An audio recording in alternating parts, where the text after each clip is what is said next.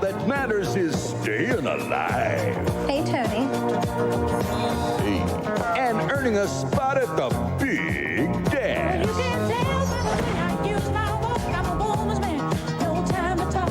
Are you ready for Saturday night football?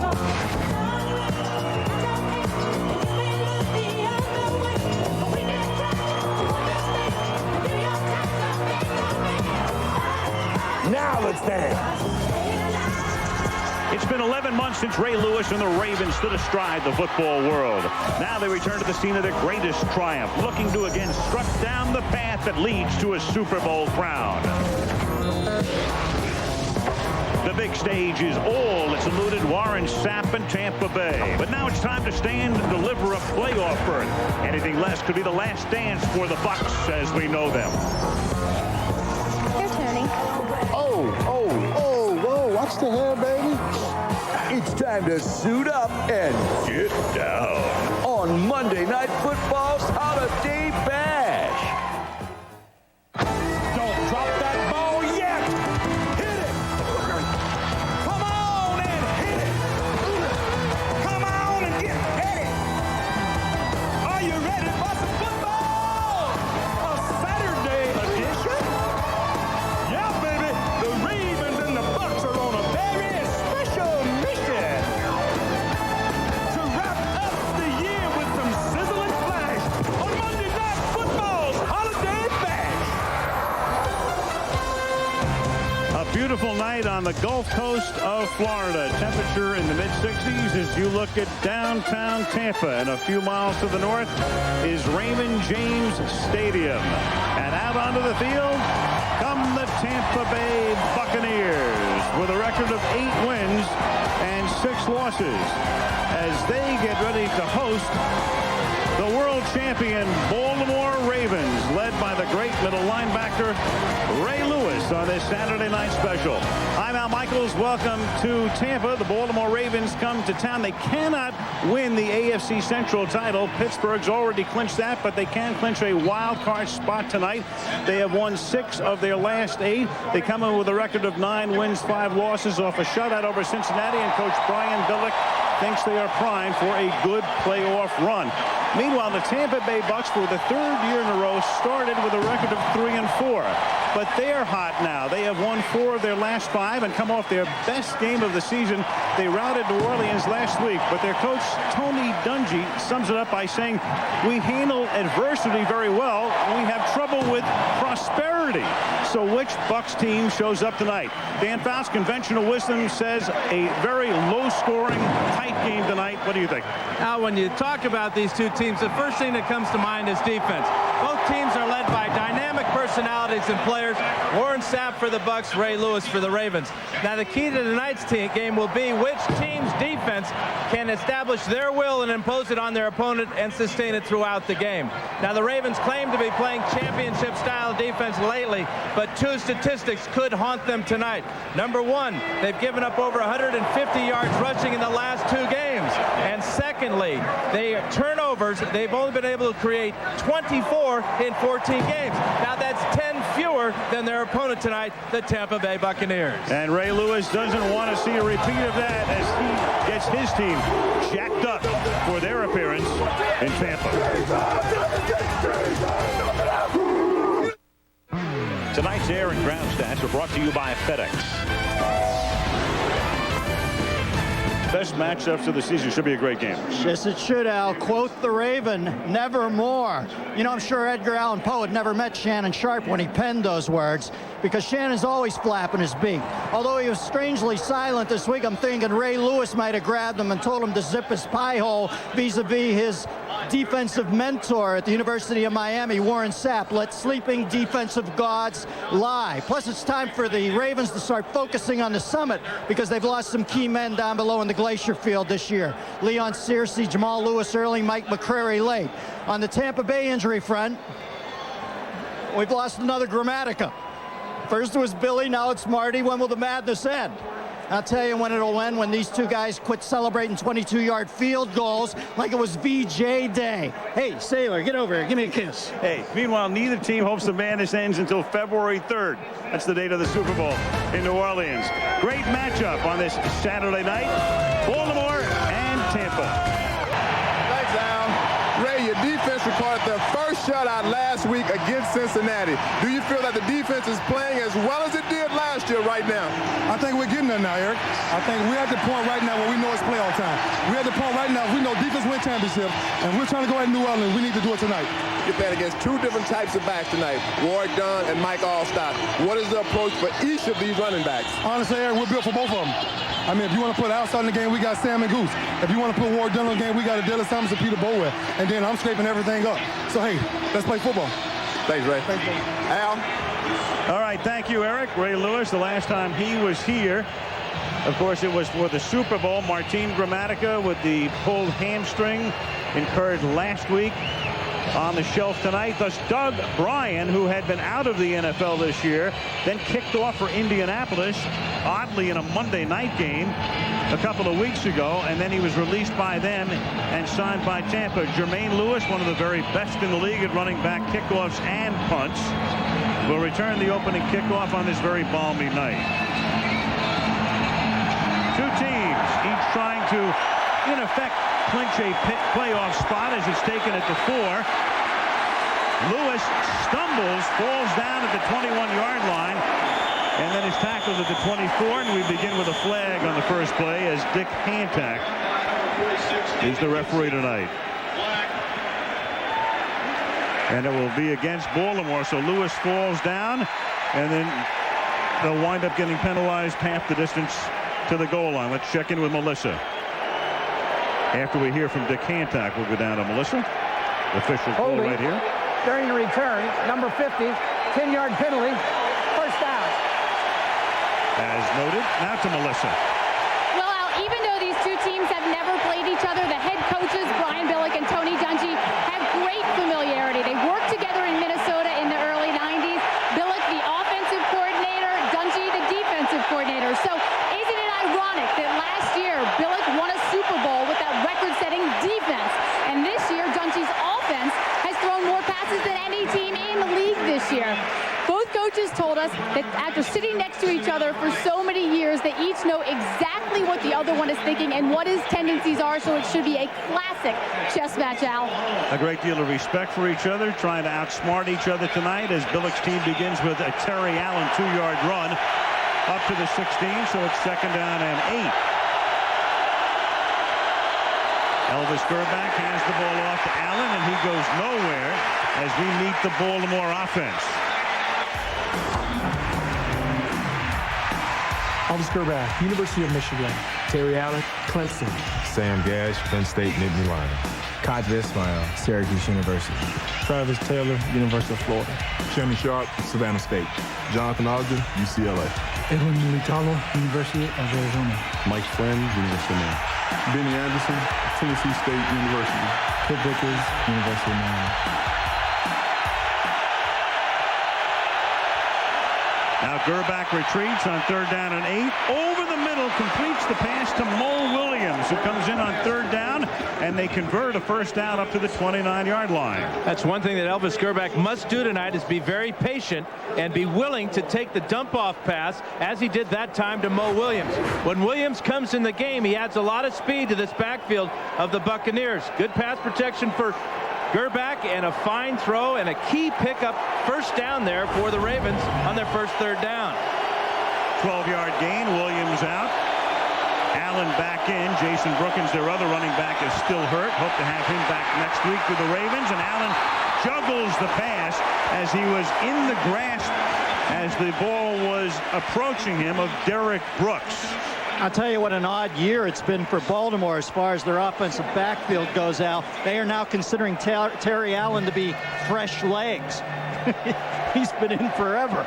That's because he is coming back from a broken hand, missed some action, and really does have fresh legs. Simeon Rice with the pressure there. Derrick Brooks with the hit, and Brian Kelly with a missed opportunity to pick that one off and take it to the house.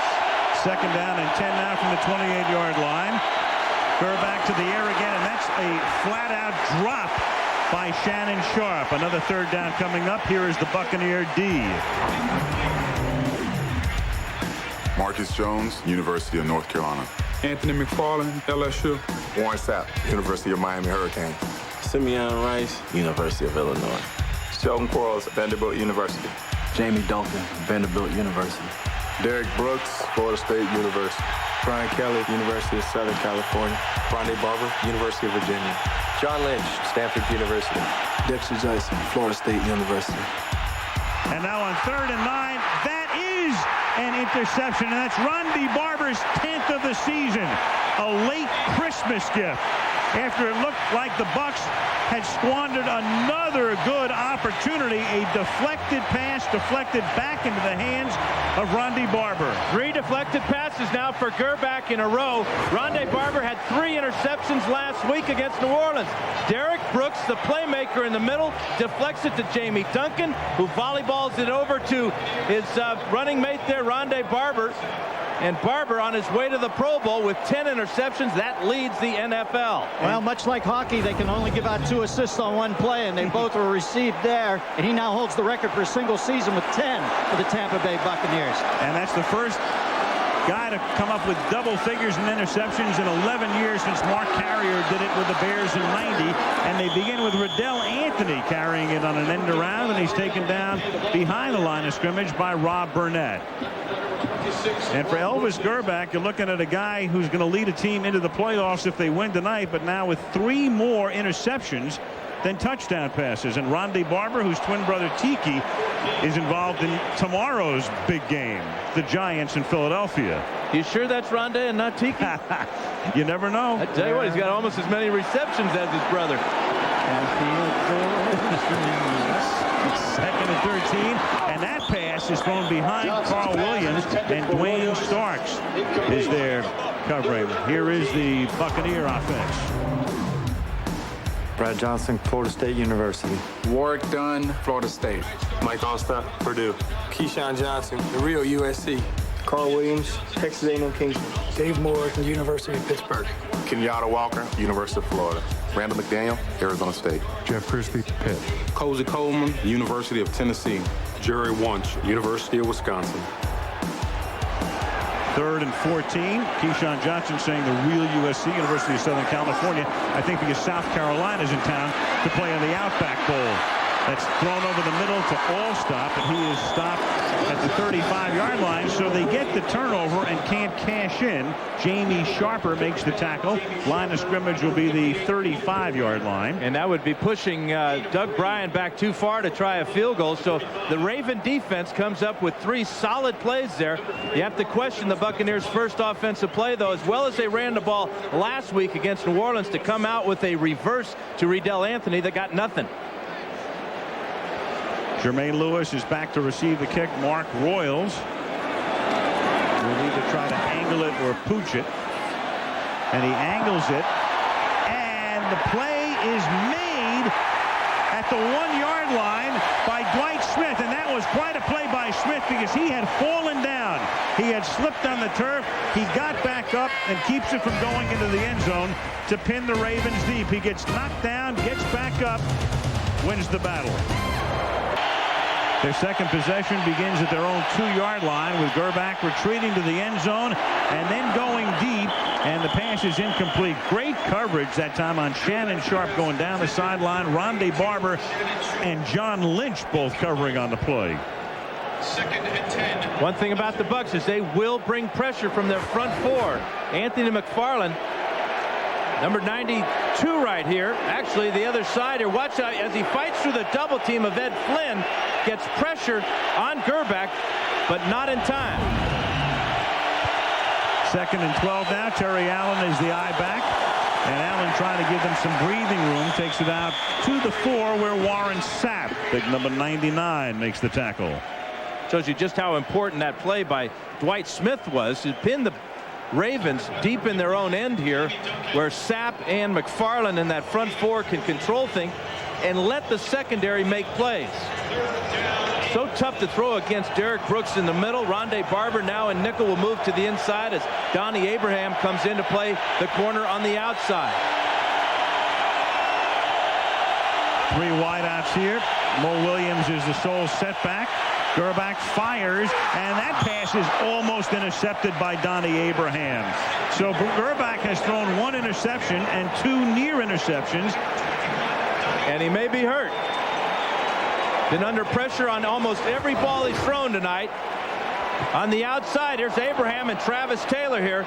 Abraham drops an interception. That's two balls now the Bucs have dropped. And here's the shot, though, on the far side, coming from the blind side of Elvis Gerbach.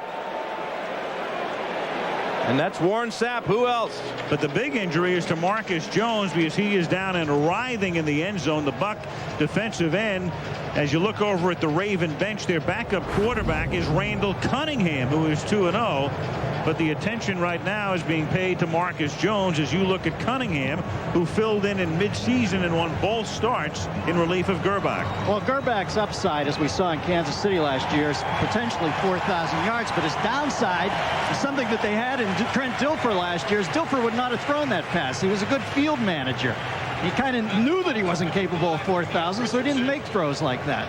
You got to wonder about these interceptions that the Buccaneers have dropped. They didn't get any points out of Barber's 10th interception of the year. And right there, if Donnie Abraham makes that catch, he may put it in the end zone.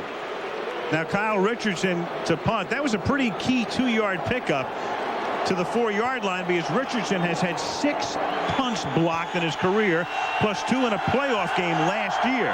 He takes a while to get the ball away, and he gets this one away. But when he does, it's normally for good distance, and it's fair caught at the 49-yard line by Carl Williams. 45-yard kick. Tampa Bay will take over at the Baltimore 49 as Brian Billick, one-time offensive coordinator at Minnesota. Tony Dungy, one-time defensive coordinator at Minnesota. Melissa talking about their relationship. Both having something special in the month of December. Dungy, since he took over in '96, 12-1 at home in the month, as Mike Allstott is stopped for no gain. And you saw Brian Billick's record 9-1 overall. Brian now in his 3rd year as the head coach of the Baltimore Ravens. I think that Allstott's going to use that 360 as his move du jour here at the end of the season. Saw him pop a few of those last week against New Orleans. Looks like he's going to throw them off. They expect him just to bulldoze them. Mike's throwing him the Pearl Monroe spin move. Warwick Dunn is now in the game. When the season began, it looked like as if they would feature Dunn more than Allstott this year. It's turned out to be the reverse. Here is Dunn. He tries to cut it back, and Warwick Dunn having, without question, his worst year. Kelly Gregg makes the tackle, and I don't know whether it's just the injury. He's been bothered with a foot injury all year, or blocking schemes, or whatever, but Dunn is having a terrible year. Well, you know what, Al? Most of these teams thrive on a change of pace in their offensive backfield. You look at the Pittsburgh Steelers between Bettis and Zaraway. They have it covered from B to Z.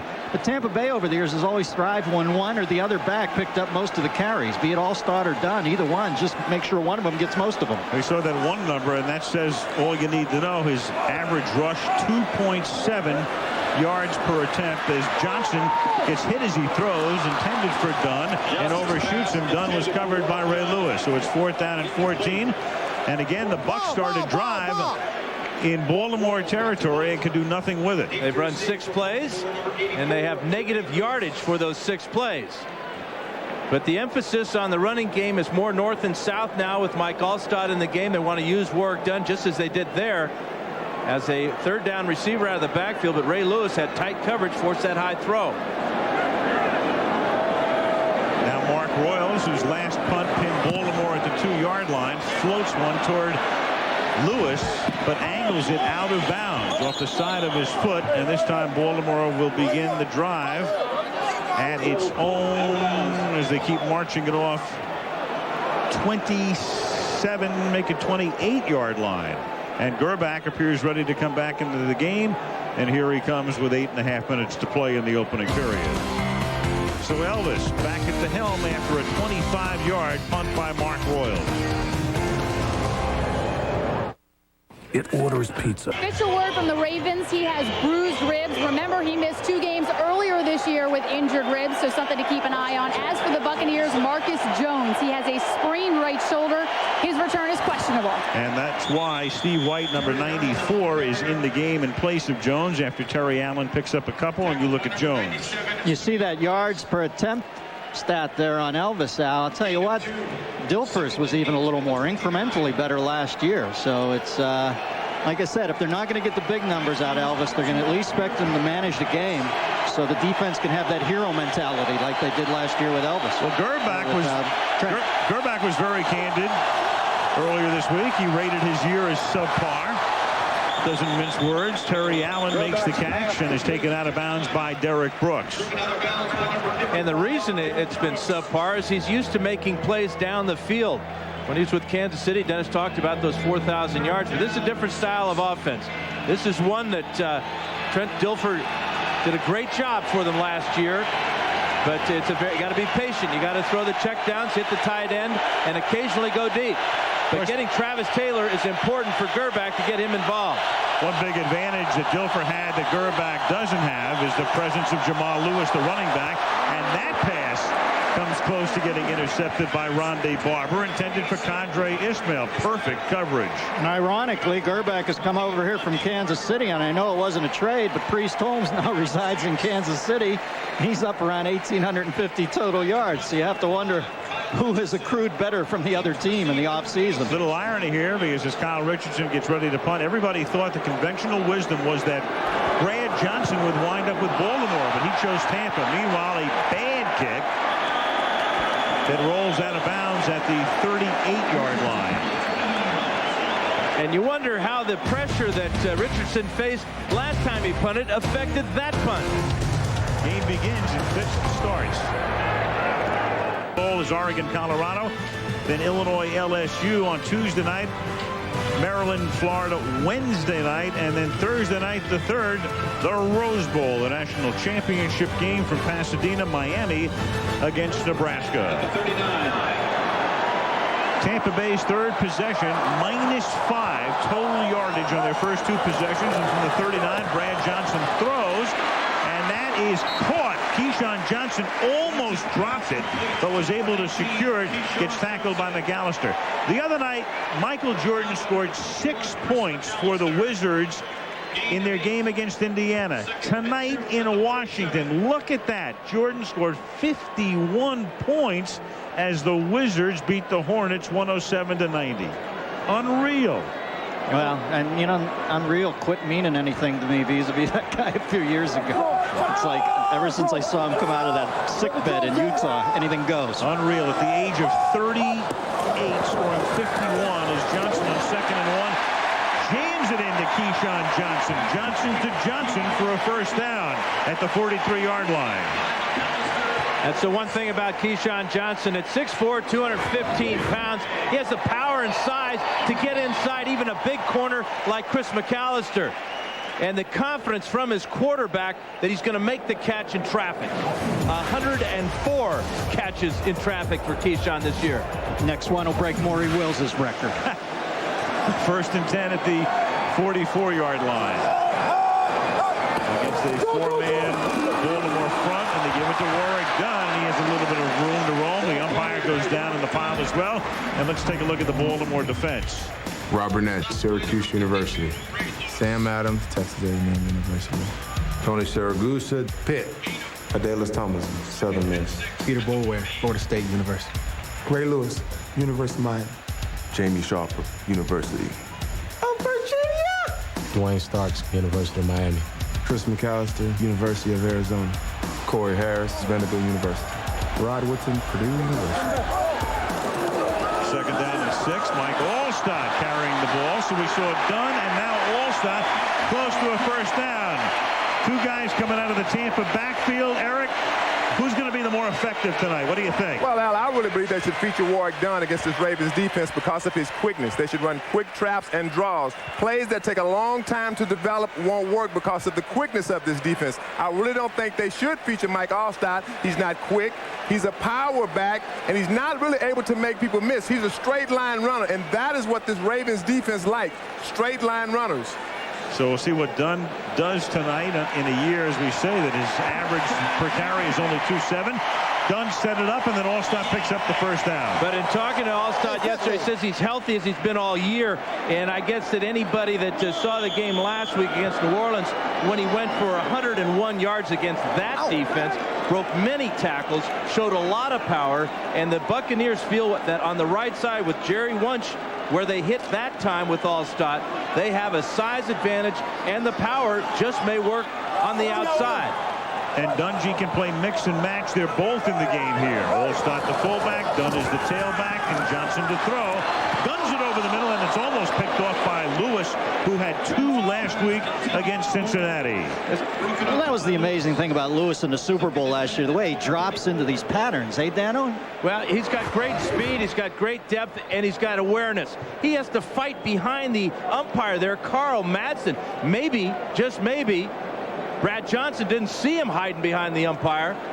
But it seems like guys get hot on defense, too. We've seen Rondé Barber with interception tonight. Almost got another one. Now Ray Lewis has the nose for the ball.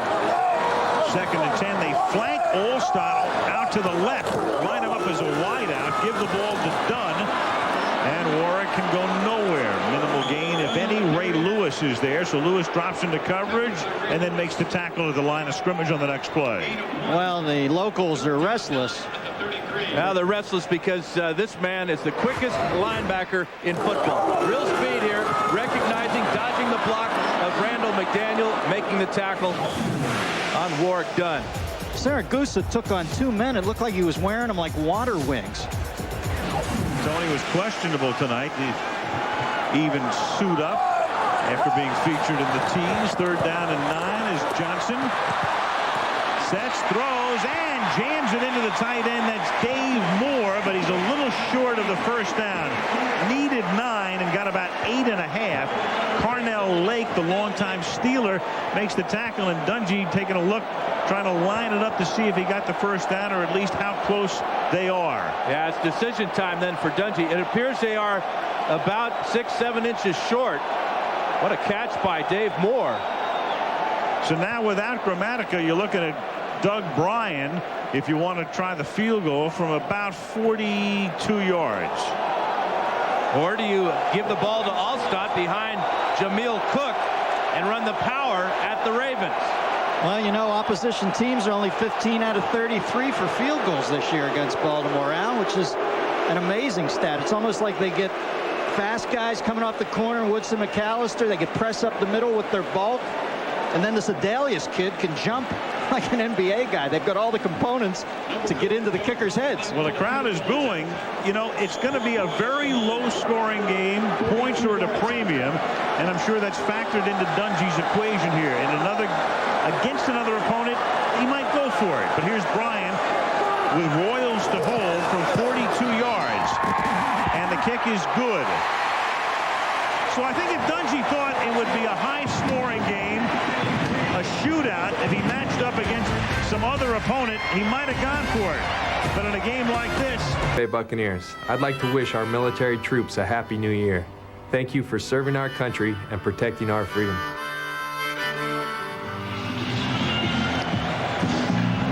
Echoing our sentiments as the Tampa Bay Buccaneers, Lynch's Bucks take a 3-0 lead.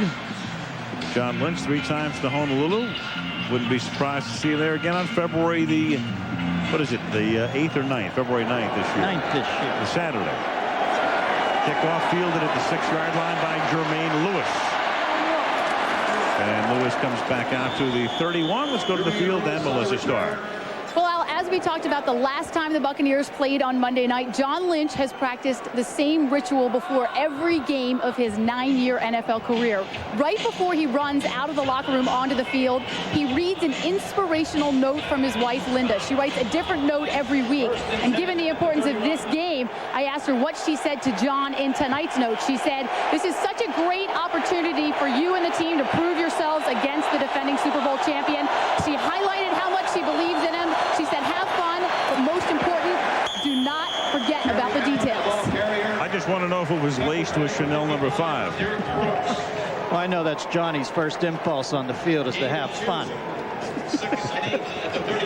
You know, in his own way. Yeah, his idea of fun is knocking somebody out. Those are the details that Melissa was referring to. Allen just picked up 2. Terry Allen's 5th carry. He's netted 9 yards to this point, and now on 2nd down and 8, Gerback hangs in the pocket, throws underneath. That's caught by Shannon Sharp, and he's close to a first down. They'll spot it up at the 41-yard line. Well, you knew this was a big game when he was quiet this week. We couldn't see many quotes. He was almost effusive in his praise of Ray Lewis. Or of Warren Sapp. Well, he knows that Warren is such a great buddy of Lewis because the two played at Miami. I think of the two as the same. It's almost like Warren is a bigger version of Ray. They both play the same way. 1st and 10 after Sharp does pick up the first down. Buck show blitz. Here they come. And getting a free shot, but still getting it away is Todd Heap to make the catch at the 41-yard line. And coming in off the corner with a free shot was Steve White. The gain is for 17 and a first down. Todd Heap is going to be a big part of the game plan tonight for the Ravens because of this ability to get down the field, catch the ball in traffic. Both he and Shannon Sharp are in the game at the same time, and Steve White, easing up on Elvis Gerback there. Heap, their #1 draft choice from Arizona State, ball at the 42-yard line as Gerback slings it, and that's a great grab off his shoe tops by Shannon Sharp to the 32-yard line, covered there by Donnie Abraham, and that's close to a first down. That's part of the patience that Elvis must show tonight, smiling and laughing, because he appreciates just how great that catch is, catching the back half of the ball, as right now Gerback getting hot, throwing 3 straight passes, 3 straight completions to his tight ends. Shannon went down and scooped it like Clint Clendenin, Bina. Don Clendenin, the stretch man at first. Double end. Had that big conch shell for a glove. And they are inches, or maybe singular, of a first down. 1:11 to go. And a reminder, the NHL begins next Saturday here on ABC. Avalanche and the Red Wings, Rangers and Penguins. Great matchup. Capitals and Bruins. In fact, the Bruins are in town tonight to face the Tampa Bay Lightning. That's 3 Eastern time, and the NHL All-Star Game will come your way the day of the Super Bowl, in fact, next Saturday from Los Angeles this year on ABC. 2nd down and inches at the 32-yard line.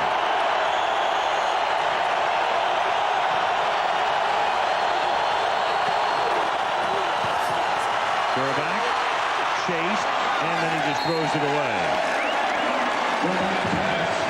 Steve White came off the other corner, but that play Simeon Rice almost loosed up, and Simeon's been coming on lately. He's got 10 sacks for the year now, Al. In fact, because they get so much publicity that goes Sapp's way, and people talking about Warren and Simeon Rice, who sometimes gets lost in the shuffle. Yeah, he got a couple of sacks last week against New Orleans, and a very mobile quarterback in Aaron Brooks. Gerback more of a sitting target back there in the pocket. 3rd and inches, and they get away with it as Terry Allen carries for a first down. Shannon Sharp was in motion and ran into Gerback, as you saw, and they got away with it. You know, I think they got away with it because Terry Allen is such a veteran. He realized that the timing was off there because of Sharp bumping into his quarterback, but that didn't distract him or take away from his focus. He knew what he had to do. He had to get a couple of inches. He got a couple of yards. Terry Allen, 33 years old, running on 2 reconstructed knees. Allen breaks it and takes it to the 13, and Billick knew all about Allen, of course, when he was at Minnesota. Then he went to Washington to Terry, a 16-yard gain. He was out of the NFL when Jamal Lewis got hurt. Brian knew his home phone number, obviously, called him, in he came, and he's been Well, they might be reconstructed, Al, but the guy who did Lee Major's knees must have did us there because he looked pretty good. And that's the way the quarter ends, with the Ravens driving.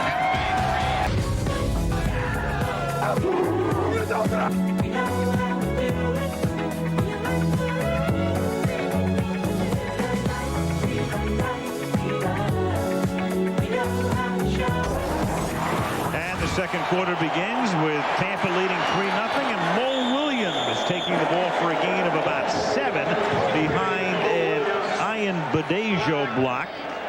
But there is a flag that will negate that gain.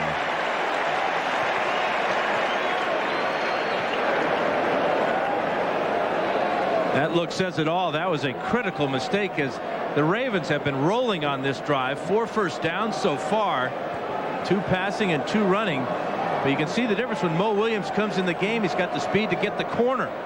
Holding offense, number 64. The end of the run was beyond the line of scrimmage. The holding was beyond the line of scrimmage. Will penalize from the spot of the foul. 10 yards. Repeat the down. First down. Here's Edwin Mulatalo. He's going to be blocking on Derrick Brooks, number 55 right here. Watch that right hand go out there and spin Brooks around just enough and take him down. From the spot of the foul, back it goes to the 21.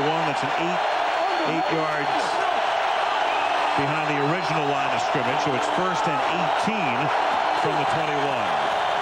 And on a delay, Terry Allen takes the ball to the 14. Numbers to the first quarter about to appear. I wouldn't lie to you now, would I? Well, we've had 2 punts each. That ought to tell you that the offensive numbers aren't too good. Although the Ravens on this drive, as I talked about, are starting to get their rhythm, especially Elvis Gerback. 3 for 3 on the drive. And Terry Allen does look fresh. Meanwhile, Tampa has taken the lead. It's the 16th straight home game in which they've scored first. Now Gerback to the end zone, and it is a juggling catch for a touchdown by Travis Taylor. One official signaled touchdown. The others were looking to see if it could be confirmed, and the Bucs are arguing, and I'm sure if Dungy has any question about this, we'll have a challenge. He goes up, he makes the grab. Nice play. The Buccaneers and their fans are looking for a flag because that left arm by Travis Taylor pushed off on Donnie Abram. He got away with it and got the score. And now Matt Stover for the extra point. And so they go 69 yards after they've been stymied on their first 3 possessions. Good play by Taylor. And Baltimore takes the lead. 7 NFL since 1976. So in 26 years, they've played 403 games.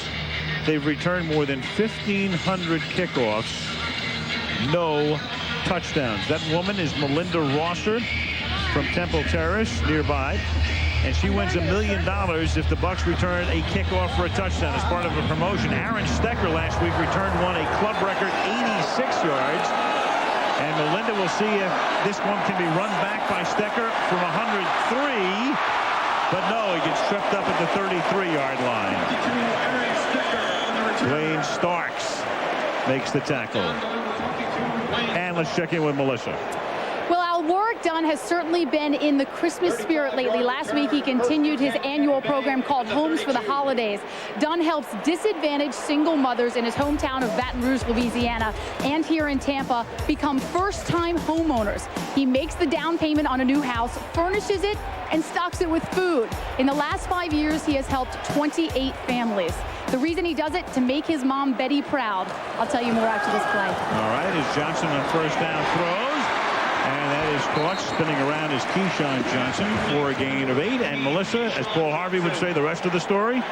Well, Dunn's mother, Betty, a single parent and police officer, was shot and killed during an attempted robbery at a convenience store while she was working one of her many off-duty jobs to support her 6 children. Warrick was 17 years old at the time. He said, "My mom definitely could have benefited from a program like Homes for the Holidays, and while these women will never replace her, I live through them and my dreams come through them." Very special man, Warrick Dunn, who's out of the game at the moment, is Mike Allstott on 2nd and short. Takes the ball up to the 43-yard line for a first down. That little man living his life like a big man there. Yeah. How solid is that? Florida State alum.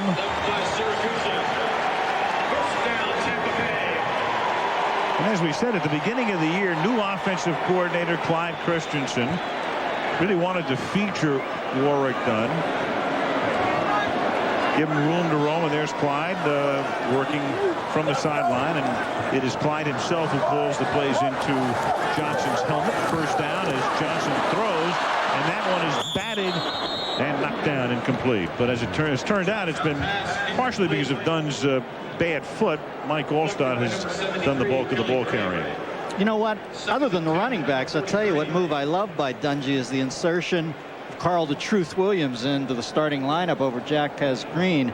I think it signals from Dungy, who's often accused of being a staid coach. I mean, a great coach, but a bit on the conservative side, that he's willing to make changes this late in the season. Tells his team he thinks the game is afoot. Tony's malleable. He just needs the right personnel. And last week, everything meshed for them. It was their best performance of the year in their rout of New Orleans. Here's Allstott up to the 47. Gain of 4. It'll be 3rd down and 6. Malleable. You're beautiful, man. Malcolm Glazer looked over. He thought we were talking about him when you said Mal. I don't see anybody in Modell's booth tonight. Art is not here. In fact, Art is back in the Baltimore area. Is this too close to Cleveland? I don't think so. I think it's a little too late. I think Pat wanted Art to just relax at home, so Ozzie Newsome and the gang come down to Tampa. I'm sure we'll see Art next week because we're in Baltimore for the Monday night game. Johnson throws, and that one's nearly picked off right into the hands of Adalius Thomas. Said, what do I have here? Adalius Thomas has blocked 9 passes so far this year. At 6'2", he's filling in on that defensive line for Mike McCrary. But this is a mistake by Brad Johnson. They're trying to find his tight end, Dave Moore, over the middle. Lucky that Thomas didn't pick it off. Mark Royals, 12th year in the league, went to Appalachian State. Jermaine Lewis from the 15-yard line gets a block, but then gets taken down. Good coverage by the Bucs up at the 20-yard line. So 11:30 to go in the opening half, with the world champions leading 7-3. I can get as much attention and publicity as he gets in New York. Since I've been known to drink a lot of coffee, my New Year's resolution is to drink less coffee and more water. I first saw Monty come up there. I thought it was Tiki. I'm just drinking coffee next year. No water. Monty must have had a battle with kidney stones. Ouch! First down from the 20-yard line. And keeping his legs churning was Terry Allen after he was stopped in the backfield and turns a small loss into a 4-yard pickup. You know, Dennis, you talked about Terry being fresh and having those fresh legs. He had a broken hand, but that didn't keep him from keeping in great shape. So when he did come back, he was fresher than the other backs in the backfield, and he appears to be very strong as well. 2nd and 7, a little toss back to Allen, and he gets a couple up to the 26-yard line. Terry Allen, 108 rushing yards against the Titans earlier this season, oldest guy in the league to hit 3 figures.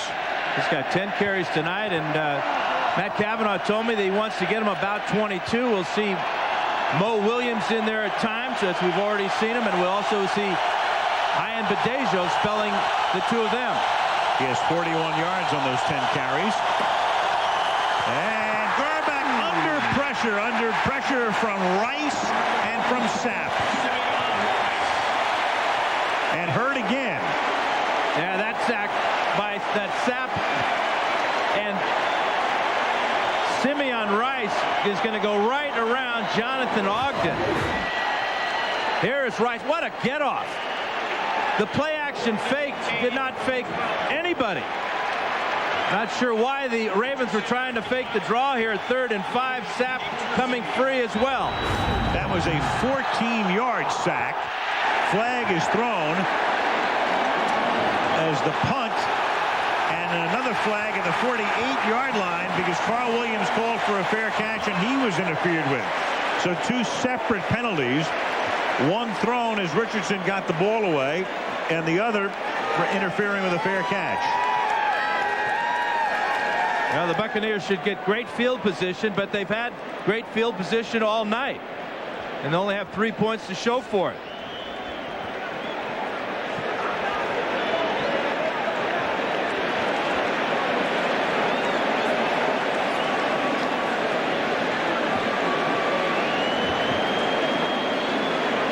Well, you've got a hold and fair catch interference, so both calls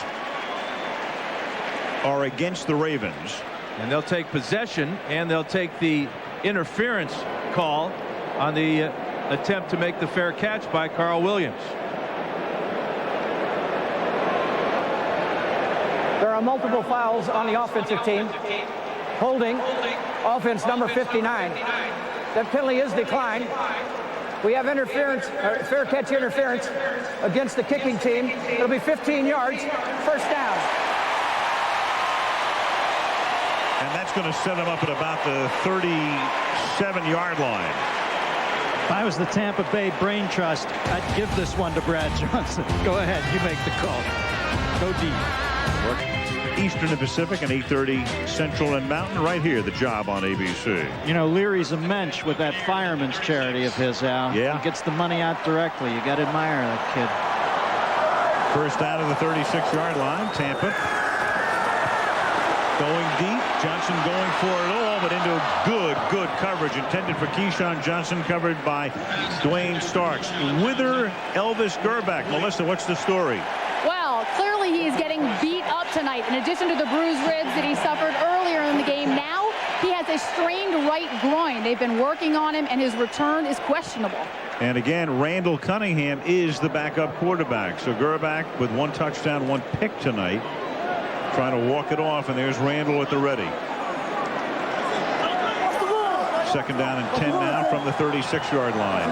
So after the Bucs take a shot with Johnson for 6, they go back to the ground. Done. Good hard running to the 30. I mentioned that points are at a premium tonight. All you need to know is that the over-under is 34. What does that mean? I'm such a rascal. Yeah, I'm a babe in the woods. What does that mean? That means that people, some people think that 34 total points will be scored tonight, which is a very low number. All right. Some people.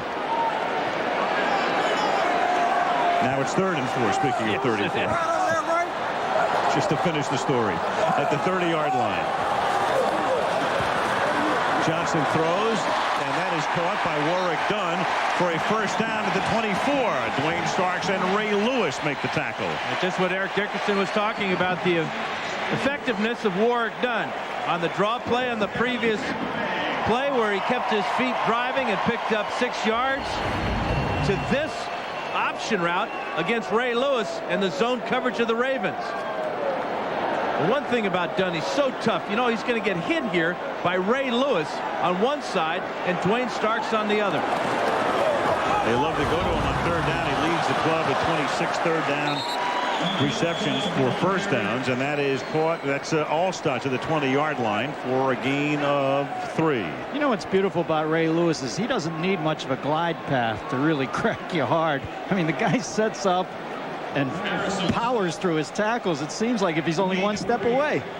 And a lot of times these big type of middle linebackers don't like to be operating in space. But when you have the speed and the knowledge and the anticipation of Ray Lewis, that space is shut down in a hurry.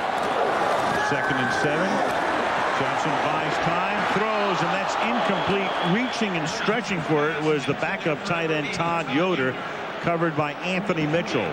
Boy, when you throw the ball to your backup tight end, he's only caught 2 balls all year, you got to put it right on his body. Anthony Mitchell had tight coverage that time on Todd Yoder, number 80 here, but the ball is thrown too high. Yoder hesitated just enough to where this ball is going to be out of his reach. You can see that he just hasn't had enough repetitions as a pass receiver. 3rd down and 7 at the 20-yard line.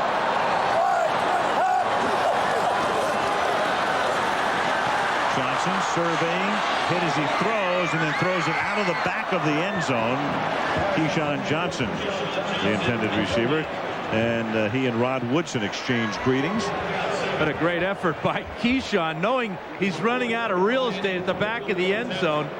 Tried to keep his toes down and stretch out and catch the ball. He catches the ball all right. What an effort. I think he wants to get in that end zone badly, or what? That would have been a touchdown in Canada. Would have been a touchdown if Butch Johnson was in the Super Bowl. 38-yard attempt now for the newly signed Doug Bryan, replacing the injured Gramatica. And Bryan's kick is just good, just inside the left upright. So Bryan is 2 for 2. We have a 1-point gain. 7:38 left. And then Wednesday, you've got Maryland against Florida. That's in the Orange Bowl. And then the Rose Bowl, brought to you by AT&T, features Miami against Nebraska for the national championship. At the base of the San Gabriels with Keith Jackson on hand. Tim Brandt will be there. Doug Bryan to kick off for the Tampa Bay Buccaneers. 7-6 Baltimore. Kickoff fielded by Jermaine Lewis at the 9-yard line. Looking to cut up the middle. And Lewis with a good run back all the way back out to the 39-yard line. And Elvis Gerback, despite being shaken up twice, back in the game. Yeah, he's got a bruised ribs and a strained groin because of some of those hits. Rough start for Elvis as he's 6 for 13. Donnie Abraham will get this interception in the first quarter. Rather, that's Rondé Barber. Here's Donnie Abraham dropping one. And then Elvis comes back with his 14-yard touchdown pass to Travis Taylor. And now here's the hit that strained his groin. See how long he can stay in there. From the 38-yard line on first down, Gerback nearly tripped over his own lineman's foot, and that one is picked off by Donnie Abraham at the 47-yard line. Al, you called it exactly right. He tripped, pulling away from center. That threw the timing off, and Donnie Abraham stepped in front of the receiver to pick it off. But he looked terrible going back to pass. Here's the route on the outside to Qadry Ismail. Watch Abraham read the quarterback, break on the ball. Now, did he catch it, though? The Ravens are saying that it hit the ground. This angle may tell us a little bit more. Whoa. Oh, that looks like an incomplete pass. He really hides it well with his shoulder there, rolls over and pretends that he made the interception. I got to believe that ball hit the ground, though. Baltimore will challenge it. Do we actually see the ball hit the ground is the question. I think you do there. Both his elbows are apart there. And that's where the ball goes. It goes from his hands right up his arms, through his elbows, and then down to the ground. Donnie tried to sell it. He got right up, threw the number 1 up like he was celebrating. But well, he knows something about interceptions. 30 in his career, but not 31, I don't believe. Billick could not have had a better look at it. He was standing right there as Dick Hantak goes to the headset. Looks like Dick Hantak's getting help over there from the Buccaneer mascot. They both had the same look on their face, didn't they? Separated at birth. Billick has only challenged 4 plays this season, and he's won 2 of those challenges. It's certainly not a clean catch, and the ball bounces on the ground right there.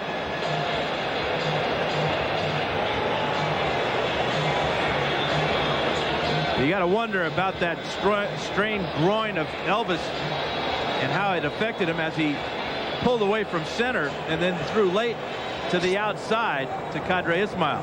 If I'm Billick, I'm not liking the fact that the Tampa Bay mascot is under the hood over there looking at the replay. You know, all right, take a look at this part of the play here first. Looks like he got his right foot stepped on, but it's his right groin that is hurting him. That means he was a little bit sore trying to just drop back. You know, this is a technical point, but on that replay, you don't actually see the ball hit the ground. It has every characteristic of a ball that bounced off the ground. And let's see what Hantak decides here. After reviewing the play, the ball bounced off of the ground prior to the ball being possessed. We're going back to the previous spot, 2nd down and 10 on the 38-yard line. Baltimore is not charged a timeout. Conclusive enough for hand tag, even though the ball sort of gets hidden behind his thigh. But you can tell by the way the ball reacts here. Right. Guilty by circumstantial evidence. And you look where his leg is on the ground, and the ball hits the ground right there. Hey, it's a good call by Dick Hantak. And so it's 2nd down and 10 now at the 38, and Billick is 3 for 5 in his challenges this season. Bigger question is, how is Elvis? Mo Williams in the backfield, along with Ian Badejo, and they give it to Mo. Minimal gain up to the 39-yard line. Again, the circumstances tonight, if the Bucs win, they all but technically clinch a playoff berth. I mean, a million things would have to happen that would be so wacky as to be ridiculous for them not to make it. So in effect, they're in. Baltimore is officially in if they win. 3rd down and 10 now from the 38-yard line.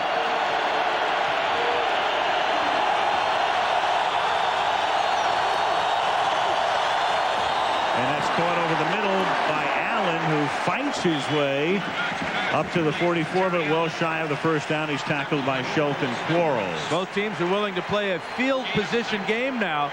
Both defenses are very strong tonight. Elvis with a dump off there with no chance of picking up the 1st down. But perhaps a good punt by Richardson will give the Ravens and pin the Bucs deep in their own end. Kyle Richardson, his 4th punt of the night. Oh! And it gets blocked. Todd Yoder. And that's the 7th block of Richardson's career. And again, Tampa Bay with great field position. Their special teams coach, Joe Marciano. And Brian Billick has seen that once too often. Todd Yoder almost blocked a punt when he took Joe Maese all the way back to the punter on the very first punt of the game. Here he is lined up right here. He gives a swim move on Maese and just comes in clean on Richardson, takes it right off his foot. Great play by Yoder, right up the middle. Maese doesn't have a chance. It was just like him stretching out for that Brad Johnson pass down near the end zone. Didn't quite catch it, but he got his hands on it solid.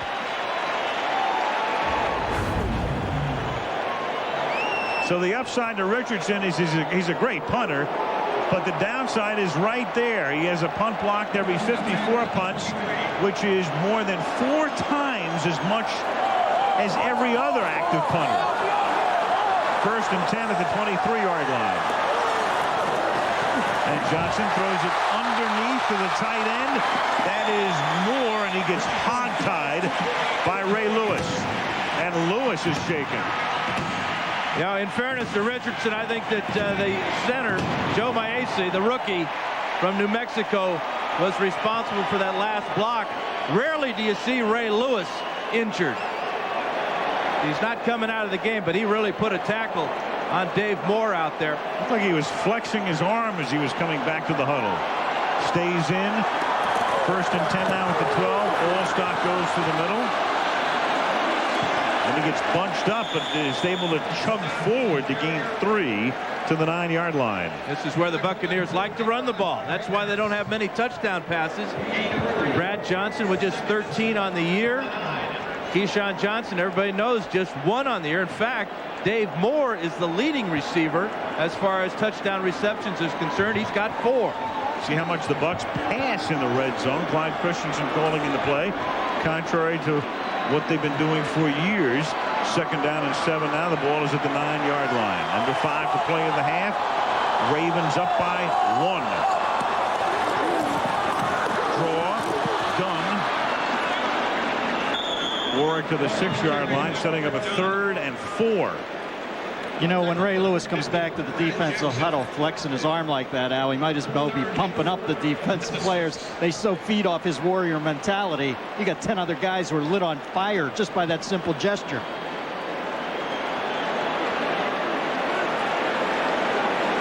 before last year. Brad Johnson, a Washington Redskin. Very tough in the red zone. This year, another story. Only 43%, and he's been dumped 5 times. 3rd and 4 at the 6. He throws, and that's deflected. He tried to get it to Allstott, deflected at the line of scrimmage. Like Rob Burnett, or Peter Bulware rather, with the deflection that time. Or was it Tony Siragusa getting up in the air? Or did he get up in the air at all?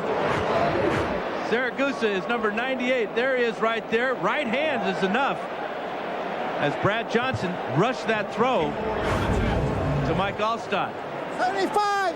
So now a 24-yard attempt for the just signed Doug Bryan, who used to kick with the 49ers. Most recently with Indianapolis a couple of weeks ago, and that one is right down Broadway. So they cash in after the block punt, but only for 3.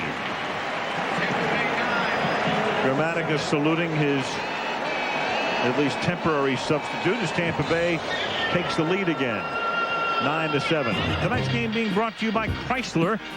Drive equals love. Charles Schwab, expert advice that's objective, uncomplicated, and not driven by commission. FedEx, Ground International, online or express. There's a FedEx for that. And Beechwood aged Budweiser with a crisp, clean, and refreshing taste known only to the king of beers. Tampa. Ever since the Bucs came into the league, I think there's a whole generation of kids that have grown up thinking the name of this city is Tampa Bay. It is not. It is Tampa Bay. It is the Tampa Bay area. Count me as one of those kids and explain further, Ricky.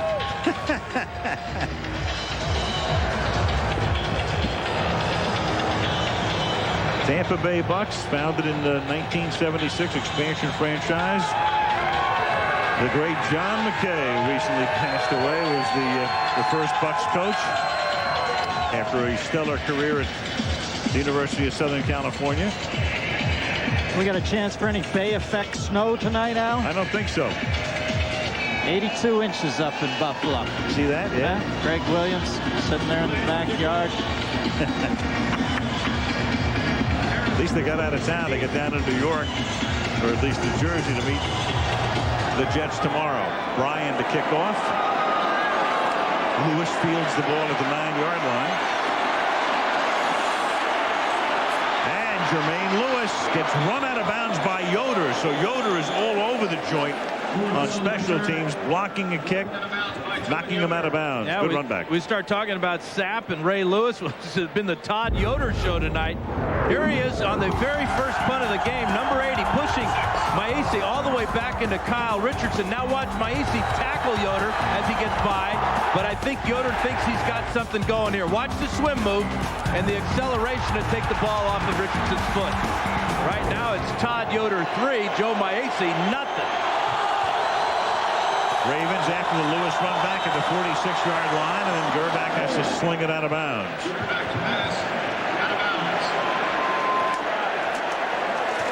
Todd Yoder, second year out of Vanderbilt. He's one of 4 Tampa Bay Bucs who went to school at Vanderbilt.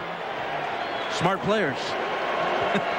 You don't think of Vanderbilt as a football, I don't want to say power, but not a lot of guys. In fact, I think there are only 10 guys in the league from Vandy. 4 of them play here.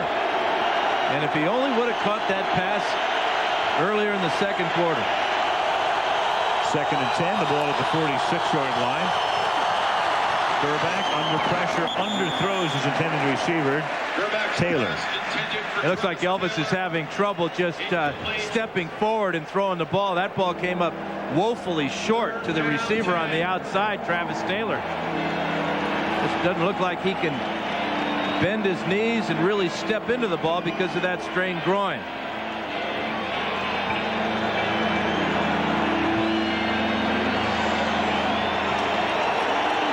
Third down 10 at the 46.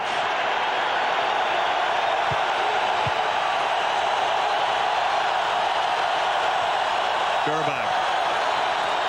Intercepted, threw it right into the hands of Derrick Brooks.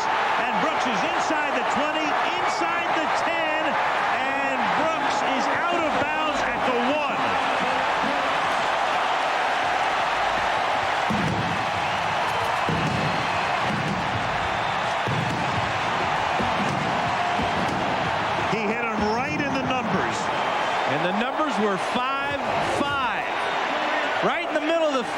Derrick Brooks. Gerback just doesn't look good right now. Watch Brooks leg it out here. I'm almost wondering if this is worth a challenge. Probably not, but I'm sure that Derrick would like to think he got in the end zone. Got all the way down to the 6-yard line. 3 picks on the year now for Brooks as he shows his all-pro form. Gee, I wonder if Allstott might see the ball up here. Did he step out? Tampa Bay may challenge this ruling. Where is the ball is the question. Yeah, good call, Al. The ball was never anywhere near to crossing the plane. Wouldn't be worth taking a challenge right here. You got Allstott. You can behind Jameel Cook. Right, you can dive across the goal line, wind up out of bounds, and it would be a touchdown, but not in this instance. First and goal inside the 1. Allstott, the tailback. He gets the ball and gets taken down at the 3-yard line. Taken down by Boulware. Boy, Boulware coming off the corner. The former Florida State defensive end, but was he offside? Flag thrown. Were the Ravens offside? Defense. They were. Number 58 was lined up in the neutral zone at the time of the snap. We will penalize half the distance to the goal line. Replay the down. First it's down. worth a shot. Trying to beat the snap count of Brad Johnson. Boulware, far side here. It looks like he's lined up already. His right hand is in the neutral zone. That's what Hantak said, lined up in the neutral zone. First and goal. And this time it's Johnson trying to go over the top and does. Touchdown.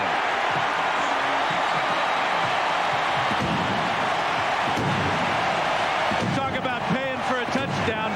Brad Johnson just paid big time as Ray Lewis kissed him in midair. Hit him so hard, Johnson was thinking maybe I should have went to Baltimore. Just enough at 6'5" to get in the end zone before Big 52 could smash him.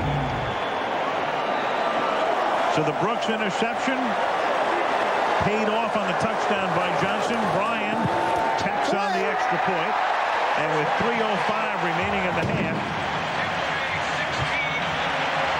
16-7. Malcolm Glazer, the owner of the Tampa Bay Bucks, watching his team up by 9. Isn't that the guy who hosts Inside the Actors Studio? James Lipton? Is that Malcolm Glazer?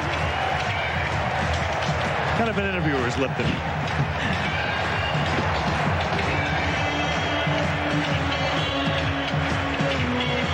So a little dancing in the aisles. Mentioned before, the Bucks all but technically clinched. If they win tonight, they'd have to lose to the Eagles next week, and the Falcons would have to win at Miami tomorrow and then beat the Rams next week in St. Louis, and Saints don't win 2 games, and then the Giants don't win 2, and then check this out. The combined margins of what would be the Bucks loss to the Eagles next week and the Falcons win over the Rams equals or exceeds 80 points. Do you like that bet, Dennis? That's like what I had to go through to get this job. There were a few more ants.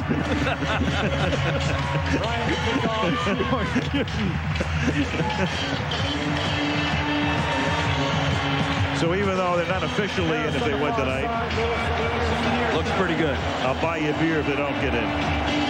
Here's Bryan to kick off, but I won't buy it after the 3rd quarter. Here's Jermaine Lewis to the 17-yard line. Brings it back up to the 30. I wonder if Doug Bryan's getting tired. He's had a couple of field goals, an extra point or 2, and a very short last couple of kickoffs. Go back and take a look at Brad Johnson's 3rd rushing touchdown of the year, and the most painful one. He was barely off the ground when Lewis just hits him. And that's a legal helmet-to-helmet hit because Brad Johnson is a ball carrier in that case. Well, you know, you miss Martin Gramatica. We tease him in a lot of ways, but he does have 10 touchbacks this year on kicks. So the little guy's got the big gam. First and 10 now for the Ravens, who begin with a little toss to Allen. And Nate Webster leads the charge to the ball carrier that time. Backup middle linebacker, 2nd-year guy out of Miami.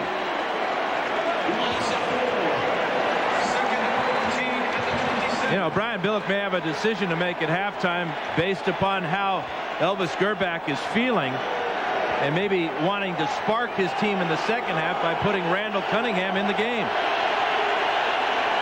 2nd and 14 from the 27-yard line.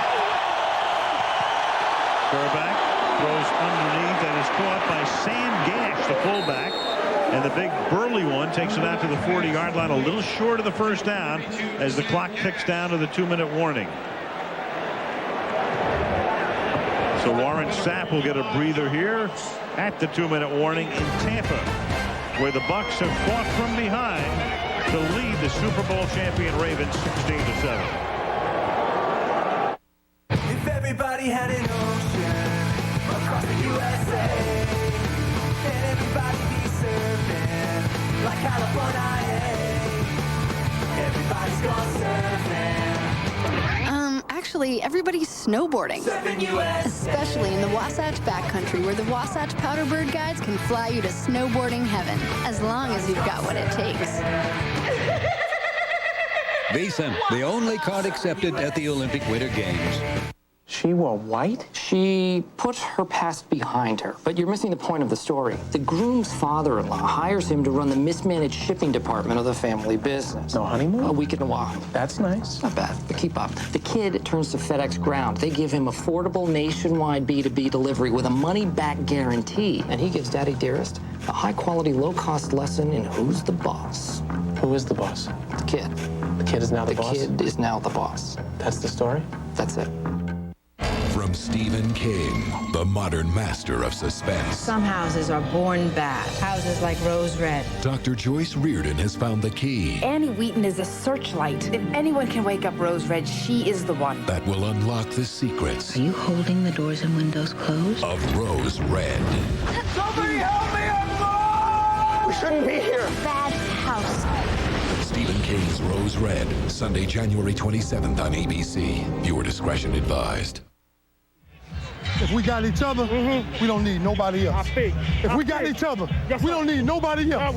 If you can't come on the side and look at me and grab some energy, they don't need to be in teammates. Damn it, that's what I'm talking about. Let's go. What the hell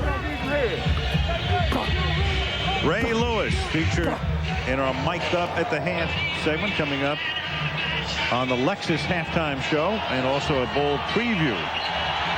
A lot of big games coming up on ABC next week on the Lexus halftime show. Take a look. I'd certainly like to hear that hit on Brad Johnson at halftime. Oh, boy. Don't want to put any pressure on anybody, right, but I think that one might be a good one to play. But they're mash editing in that right now. I hope they got that in Dolby. Have that. Got that. What is that? That's football. It's football. That's what I was thinking. I wasn't thinking bad grammar. I was thinking be a guy. You could say boom now. Okay. Yeah. No, I don't say boom. Furman will fly off the couch in his underwear. Hey, that's mine.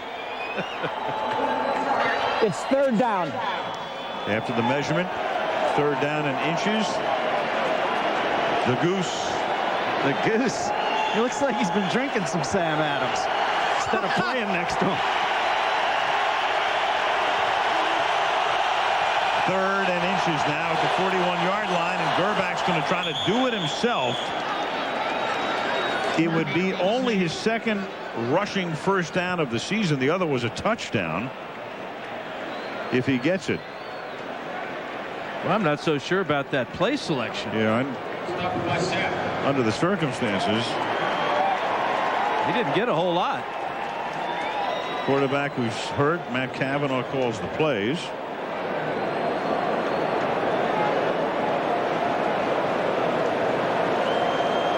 One-time quarterback himself.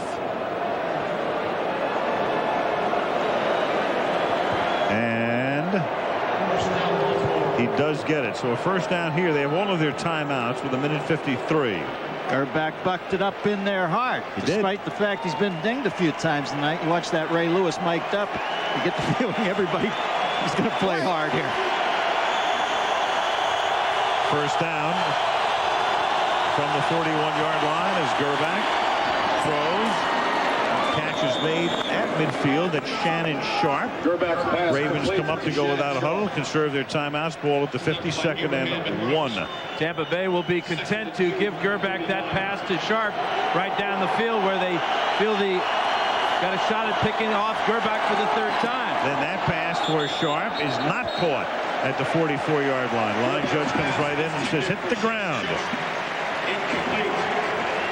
3rd and 1 with a minute 25 remaining in the half. Sharp is so good at finding the small areas in these zones. It still doesn't look like Gerback has enough on that ball to be able to squeeze it in to even the smallest holes. Gerback is 9 of 21 for 92 yards. Sharp has caught 3 of those completions. Mo Williams in the game in the backfield. They send Sharp in motion on 3rd down and 1. Gerback rolling and throwing, and it is juggled and not caught by Brandon Stokely. Rondé Barber broke up the play. Yeah, Barber had a better shot at picking this one off. If he had that Canadian field that's a little bit wider, he might have got it. Here they are working right there. Watch Barber break on this ball. Sensational catch, but way out of bounds. So now they are forced to punt. Down by 9. Not wanting to give Tampa the ball at the 50-yard line. Keep an eye on Yoder, who will come up through the middle again. Richardson this time gets the kick away. And Williams lets it bounce, and it rolls into the end zone. So it's a touchback. Tampa will have it with a minute 9 remaining in the half and all of their timeouts. Tell you, between Donnie Abraham and Rondé Barber, the Bucs really have some ball hawks out there at the corners. A lot of it's the style of defense that they play, Dennis. They play so much zone that the corners are looking in at the quarterback. And if the timing is off at all, they're so quick to be able to break. They've done so much study work. You can see them talking on the sidelines, Lynch and Barber there. They're thinking about the next time they get out there and who's going to get the next pick.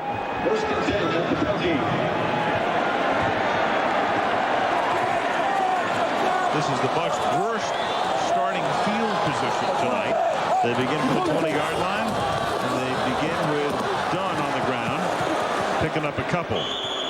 It'll be 2nd down 8. Conservative play selection by Clyde Christensen and Tony Dungy, but I think they like this 9-point lead they have. Baltimore's thinking the same way. They're going to start burning their timeout. Yeah, it's a pretty interesting situation here. Once Baltimore saw that Tampa was going to play it conservatively, they figured, look, we're down by 9. We'll use our timeouts, because Tampa was clearly in a mode where they were going to run the clock out. And Brian Billick said, no, you're not. So it'll be 2nd down and 8. Meanwhile, we'll see the Ravens again next Monday night. We're back on Monday to wrap up the season. Vikings-Ravens at 9 o'clock Eastern time. ESPN's game tomorrow night from the Superdome. Redskins against the Saints. And a lot of people might be wondering, what in the world is the team doing on 2, in effect, Monday night games in a row, even though this is a Saturday edition.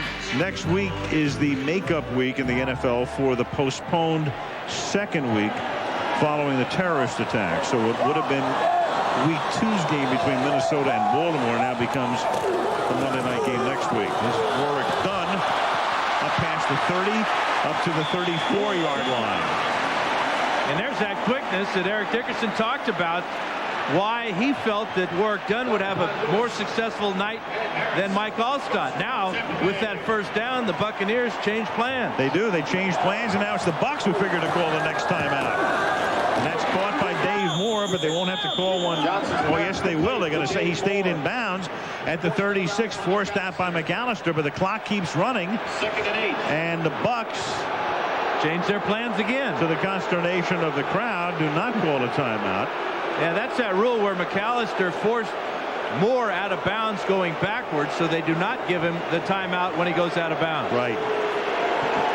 And that will end the first half. I can't believe the crowd is booing. Yeah, I mean, what do they want? They're up by 9 against the world champs.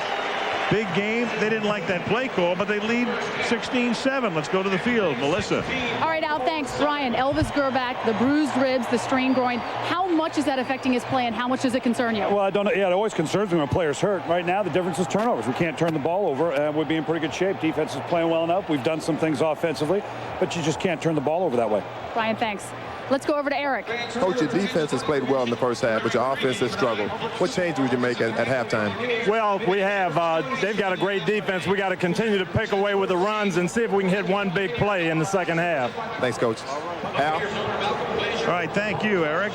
And a reminder that coming up next will be our Lexus halftime show. Ray Lewis is mic'd up. We'll take a look at a bowl preview, and we will do that when we come back to Tampa after this message from the National Football League and a word mark ABC stations.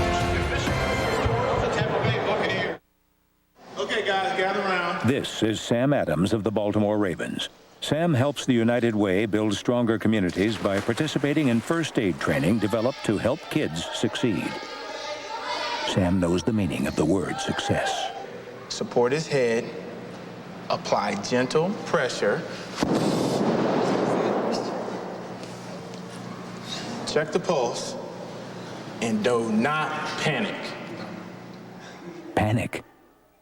On New Year's Eve, the world will come together in one place, and this is the place. On New Year's Eve, we're reaching out to the world again. From New York to Rio, Tokyo to Jerusalem, watching midnight as it arrives in London, with performances by Tony Bennett, U2, Enrique Iglesias, Sting. And that's just the beginning. ABC 2002. Don't miss this global event, starting at a special time, 6:30, 5:30 Central. New Year's Eve on ABC. America is on the go, and so is 0% financing at your local Chevy dealer. Now till January 2nd, keep America rolling with 0% financing in almost every new 2002 Chevy car and truck. Plus, get $1,500 bonus cash on 2001 Chevy Silverado, or $500 bonus cash on other select models. 0% APR plus bonus cash ends January 2nd, so this is no time to slow down. Hurry into your local Chevy dealer and make your money count today. ABC 7 News this morning. You'll get the latest overnight news with Jose Sanders and Judy Sue. Plus, weather and traffic on the 7s. Your up-to-the-minute weather forecast is never more than 10 minutes away. And all the traffic information you need to help make your commute easier. ABC 7 News this morning with Jose Sanders, Judy Sue, Tracy Butler, and Roz Varon. Chicago's #1 morning news. Weekdays from 5 to 7 a.m. Okay, we're ready. Presenting the gift. Surprise! The Lexus December to Remember sales event. Oh, the Millers have a new Lexus. Not the Millers. You. You'll find special values whether you buy or lease. It's beautiful. Well, we got you a new CD player. The December to Remember sales event. Missing it would definitely spoil the surprise. I cannot believe this! See your Lexus dealer. The best movies of 2001 on the next Ebert and Roper.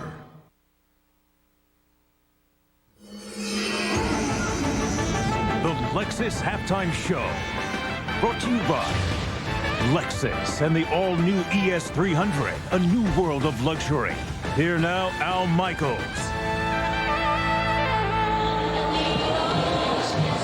Halftime at Tampa Bay. The Tampa Bay Buccaneers on top, leading the Baltimore Ravens, thanks mainly to turnovers. The score is 16-7. The last time the Ravens were in Tampa, of course, it was for the Super Bowl. They beat the Giants. Ray Lewis was the MVP of the game. There is no player on the field each week more active physically or verbally than Ray Lewis. We had him mic'd up for the half.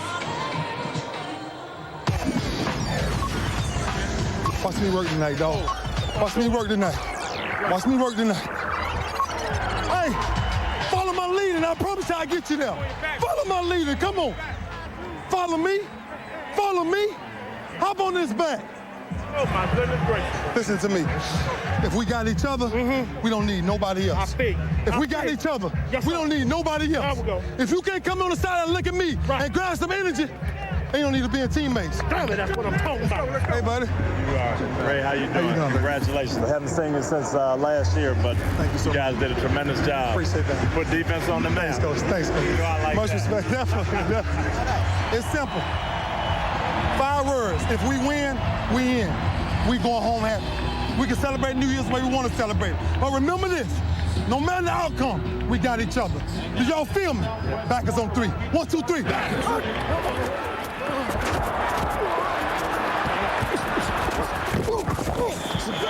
move. Hey, that's the way to play. That's football. We got stem. Reduce sticks. 63. Ready? Draw.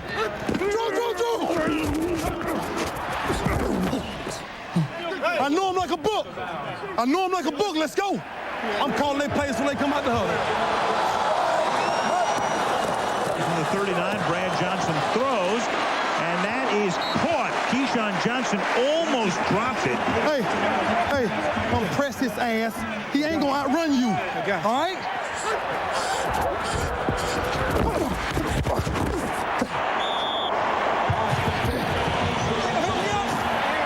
Get your behind up. Tell Chris and Dwayne just to get their hands on Keyshawn. Game over.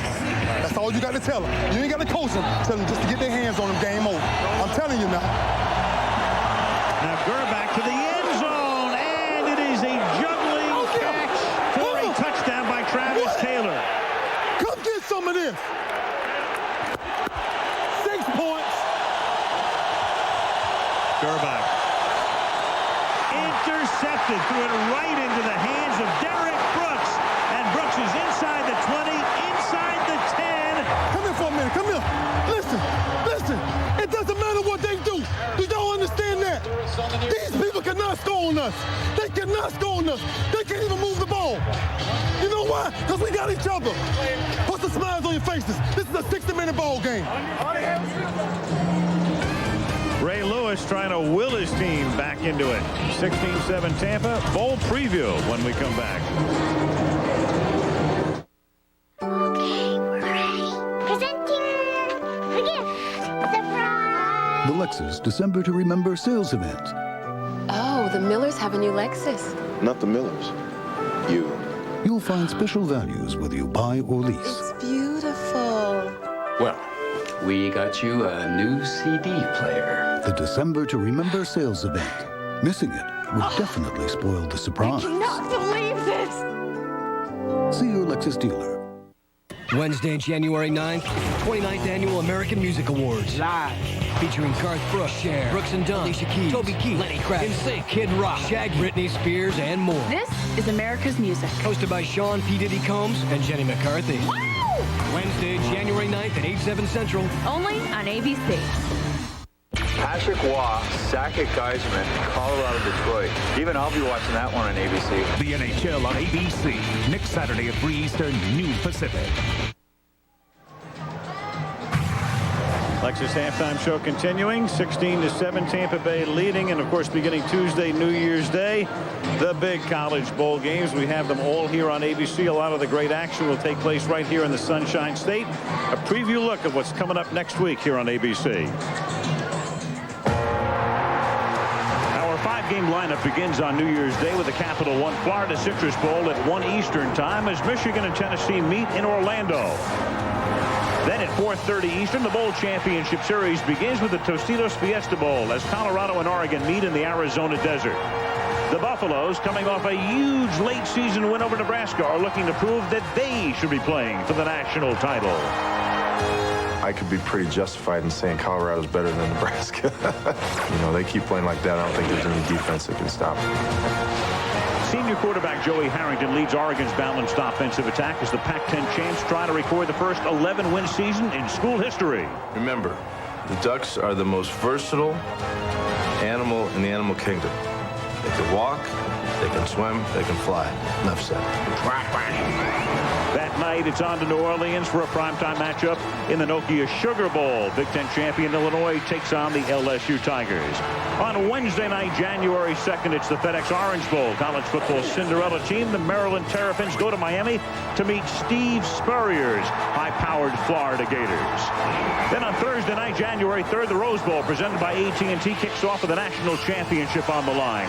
The undefeated Miami Hurricanes look to end the debate and wrap up a perfect season with a national crown. Mismatch. Canes should win easily. It's the best team we've ever put on the field. There's not any form of a weakness on the ball club. We're just going to run the ball, throw it, and do whatever we do. But the Nebraska Cornhuskers are out to prove they are the best team in the nation. Nebraska's coming into the game with nothing to lose. By sneaking in the back door like they did, all the pressure's off them. They just have to go out there and play their game. It's the grand finale at the granddaddy of them all. 5 great games, 3 days, 1 network. ABC Sports.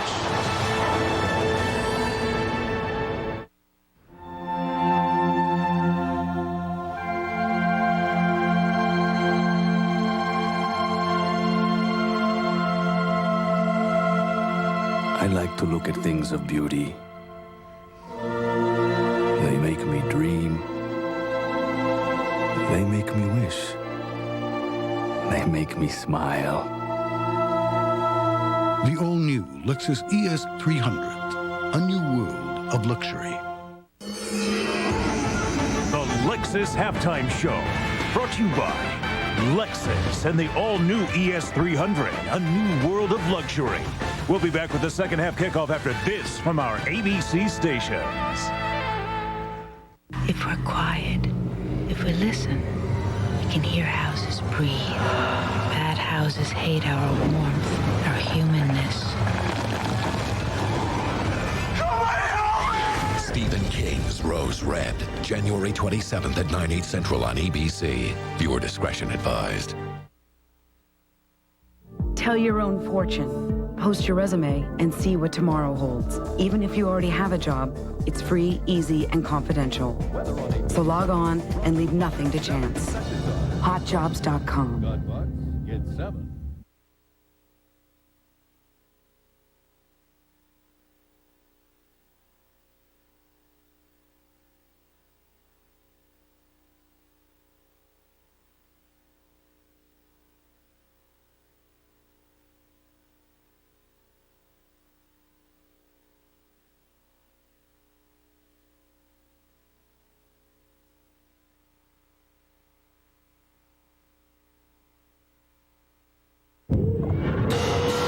The Saab 9.5.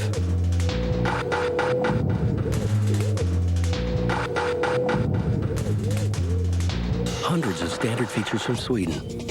1 from the U.S.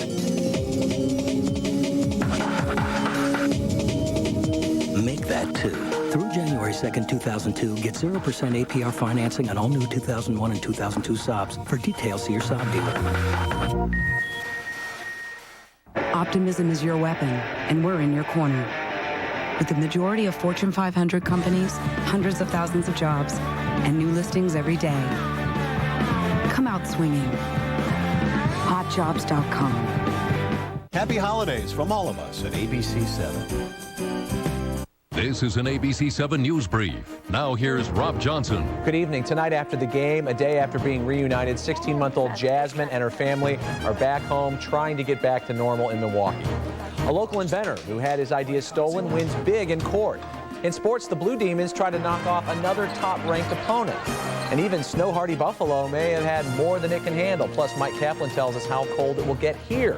It's all after the game.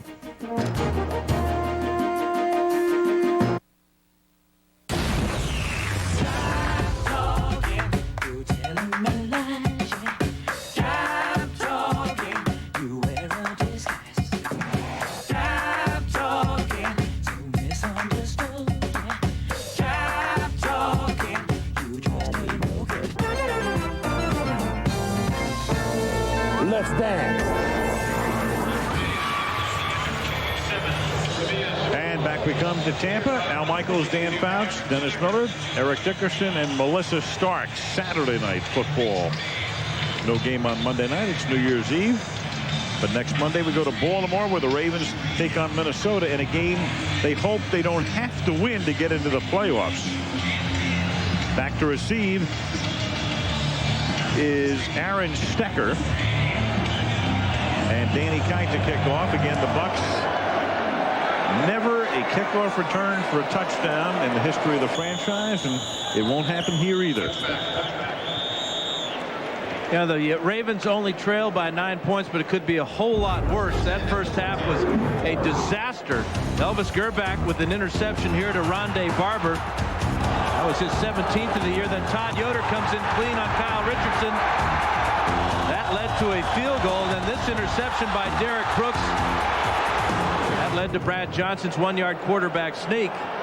But the Buccaneers had great field position. They should have more points than 16. 2 turnovers, block punt, ball at the 20-yard line.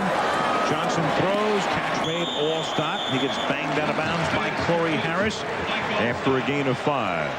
And when you take a look at the first half stats, you got to keep in mind that 5 of Tampa Bay's 7 drives started in Baltimore territory. So you can see they don't have a whole lot of yards, but the Ravens in control there, but not on the scoreboard. Brad Johnson just 7 yards per completion, and not a whole lot of production out of Dunn or Keyshawn Johnson. First down, Brad Johnson leads him up at the 26-yard line. Keep it on the ground, and Warwick Dunn on second down gets hit by Jamie Sharper. And let's check in with Eric. Al, I spoke to Tony Dungy at halftime. He said that they have to take advantage of the turnovers that they had in the first half. He said we cannot score 3 points. We need to get touchdowns. He also said that they want to get Warwick Dunn more involved in the 3 wide sets to get more pressure on their defense. Well, he starts with a pass to Allstott, a run by Dunn. 3rd down and 7 now at the 23-yard line out of the shotgun.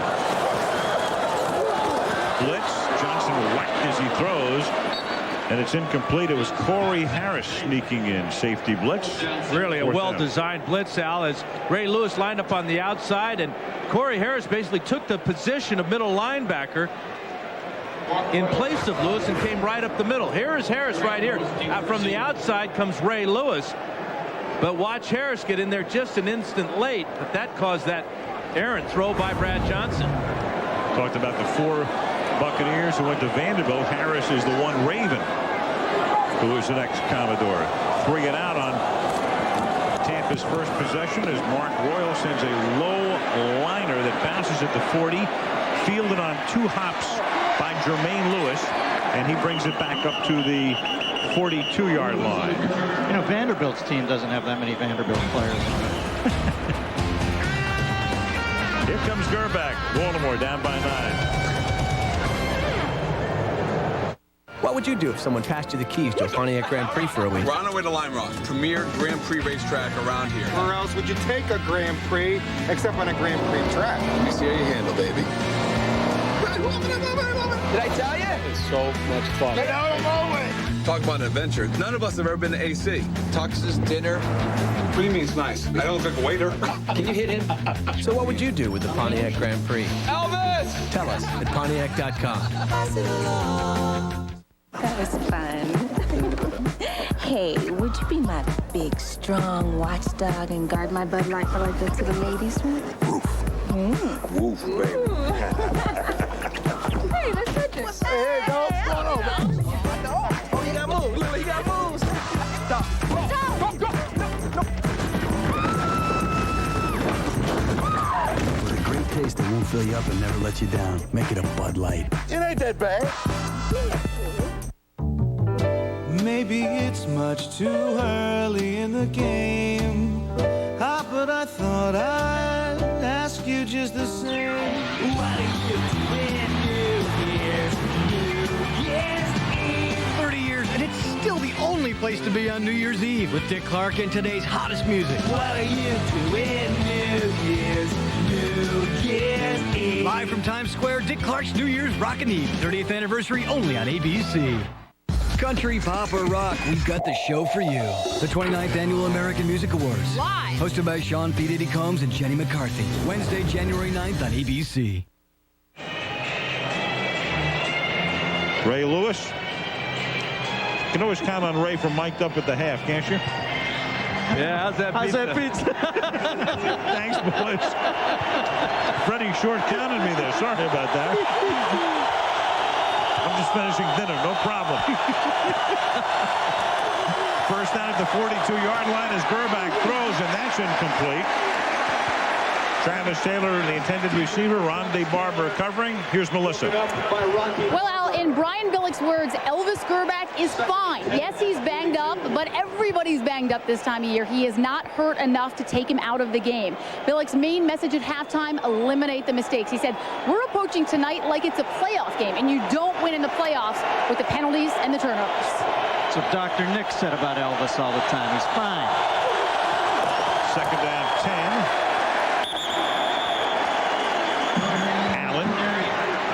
No gain. Third down and 10. Now we highlighted or lowlighted Elvis's troubles in the first half. You can see that well below 500 with the 2 interceptions. That's what Brian Billick was talking about. We just can't have a turnovers in a defensive battle such as we have tonight.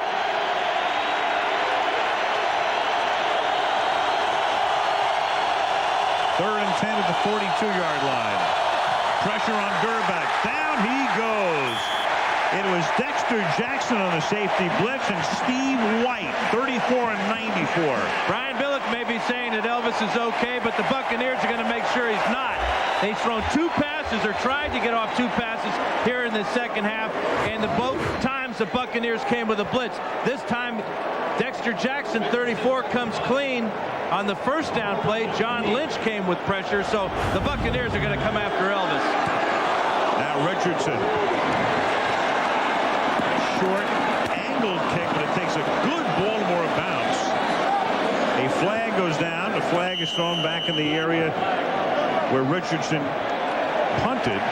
Well, and you wonder if it might not be holding against Joe Maese up front again, or perhaps another of the punt block protectors there. Would have been a 50-yard kick. Offense, number 30, 10-yard penalty. Repeat the down. 4th down. So instead of a 50-yard kick, and he got a very fortuitous bounce, you have a hold on Ian Badejo. And they're going to have to punt again. So Ian Badejo, number 30, here he is on the wing here. As John Howell jumps to the inside, and that's just a clean tackle. Boy, Joe Marciano, special teams coach of the Buccaneers, really has something on the Ravens punt team. Blocked 1, constant pressure, 2 holding penalties against the Ravens trying to protect Kyle Richardson. Badejo keeps tackling like that, going to send him down to cover the punts. Well, Marciano working so hard this week, he didn't have time to shave. Nothing wrong with that.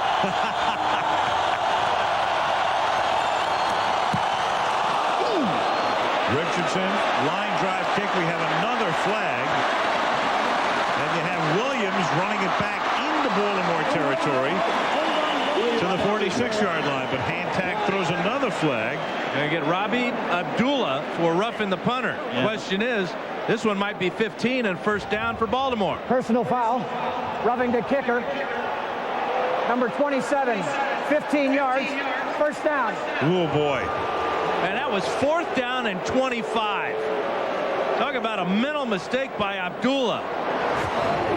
You've got no business getting anywhere near this punt at 4th and 25. Boy, Richardson lucky he didn't blow out his knee, too. Abdullah's number 27. You just got to realize that he's got no shot at blocking that one. Just let him kick it. So an automatic first down on the 15-yard variety. Running into the kicker, a 5-yard variety, is not an automatic first down. And that's the Bucs' first penalty of the game. Couldn't come at a worse time for him, because it gives Baltimore new life as they try to climb back into it at the 41-yard line on 1st and 10. And it's a 4-yard gain. As it couldn't have come at a worse time than 4th and 25. It's almost like a turnover. It's as if Williams ran the ball back and fumbled and gave the ball right back to the Ravens. Yeah, but with Richardson's propensity for having him blocked, I've seen worse roughing the kickers than that. I mean, I know he took him on the knee, but it wasn't like he ran into him stupidly. He just took a dive and came down wrong. Now he's got to realize when you got a clean shot at making a block, and also when it's 4th and 25. 2nd and 6 from the 45-yard line. Allen hit first by Jamie Duncan. Gain of 1. 3rd and 5. Gain of 1. Gerback last year with Kansas City, originally drafted by the 49ers, has a Super Bowl ring. He backed up Steve Young when the Niners won it all in '94, beating San Diego in the Super Bowl. Tony Dungy, he didn't figure that Brad would be available because he thought Brad was going to Baltimore. The next thing you know, Johnson indicates interest in Tampa Bay, and here he is, and Sean King is on the bench. 3rd down and 4 from the 46. And Gerback gets sacked, and that is Steve White. And Steve White is only playing this much because Marcus Jones was hurt early in the game. He will not return, and White doing a masterful job filling in.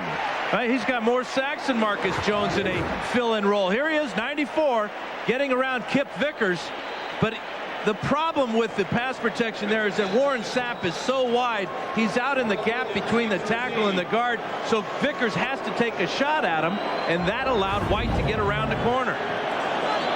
So now Richardson to kick again. You know his leg is warm. This is his 3rd punt in the last couple of minutes. Wobbly, short. Takes the ball in more bounce, fielded by Williams at the 20, and Williams gets knocked out of bounds at the 50-yard line. See, there's your big rush for going after Richardson. He's a little flinchy now. No question. He's got another guy rolling on his feet there. Got the yips. Tampa has it near midfield.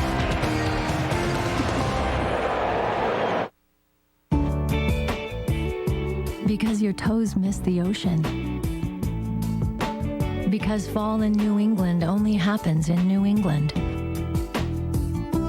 Because the best fishing is always the furthest away. Because your inner cowboy needs to yodel. Because babies are only babies for so long.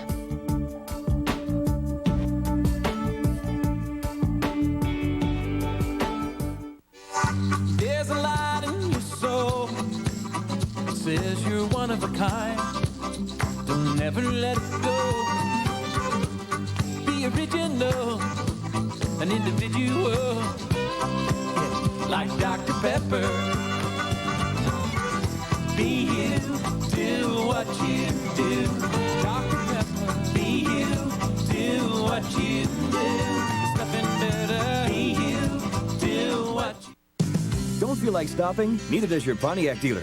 Because now through January 2nd, get 0% APR financing on all new Pontiac models. Plus $500 holiday bonus on select models.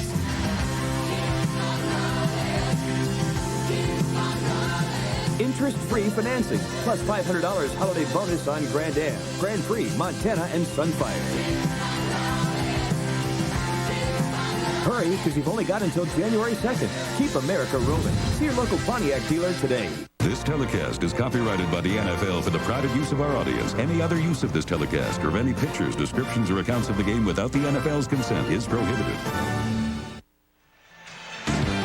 30 years, and it's still the only place to be on New Year's Eve with Dick Clark and today's hottest music live from Times Square. Dick Clark's New Year's Rockin' Eve, only on ABC. Dick Clark was at the first New Year's Eve. It's called Dick Clark's Rockin' Second Year's Eve.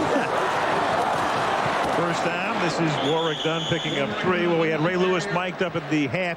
Here's an outtake with him talking about defending Keyshawn Johnson. Hey, don't press his ass. He ain't gonna outrun you. All right? Tell Chris and Dwayne just to get their hands on Keyshawn. Game over. That's all you got to tell them. You ain't got to coach them. Tell them just to get their hands on him. Game over. I'm telling you now.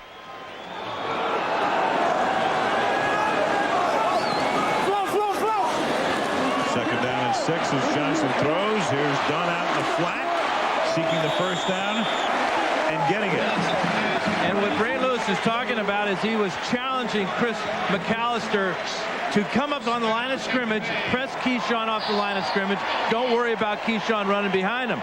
Then he goes to the veteran, 15-year vet Rod Woodson, and tells him to tell McAllister and Dwayne Starks on the other side that if you take Keyshawn out of the game, we win this game. More importantly, are we allowed to say ass?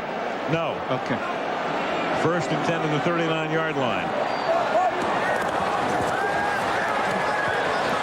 Johnson going deep for Johnson.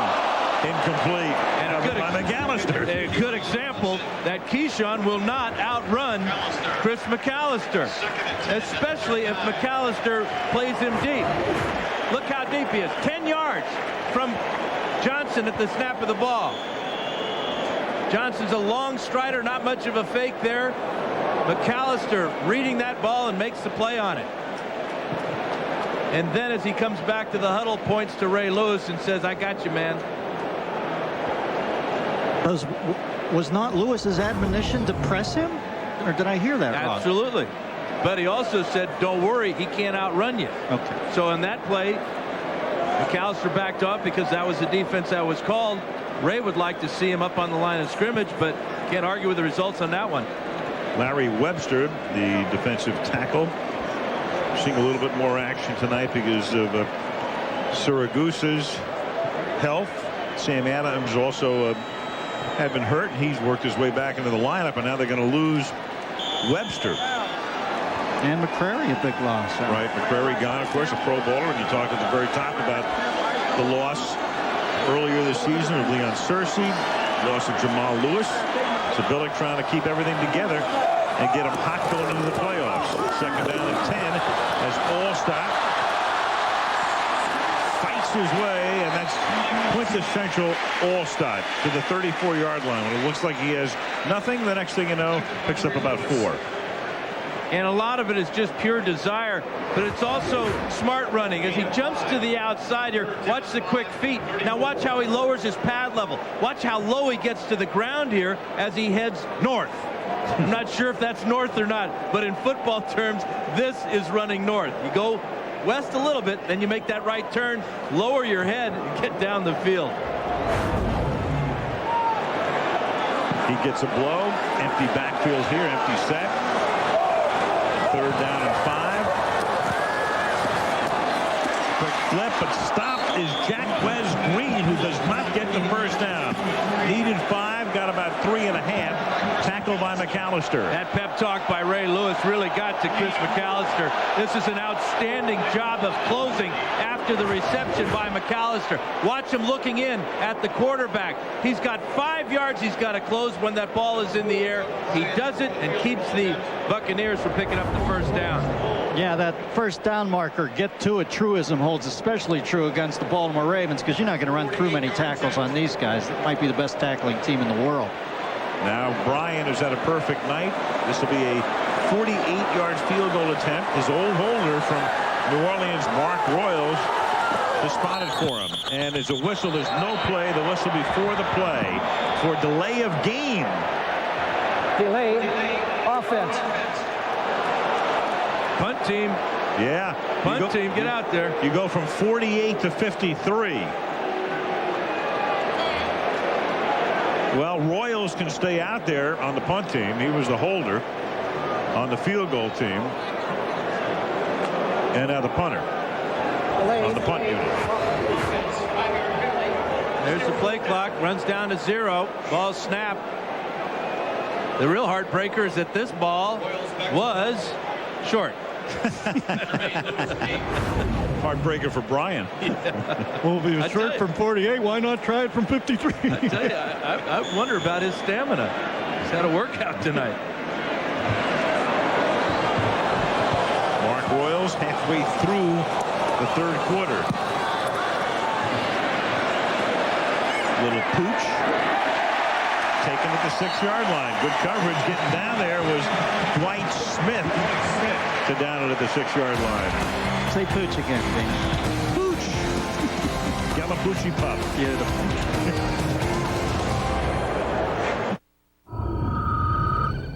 Into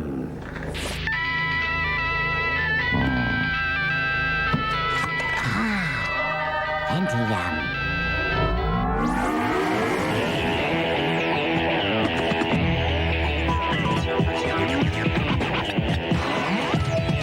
Now anyone can be a digital DJ.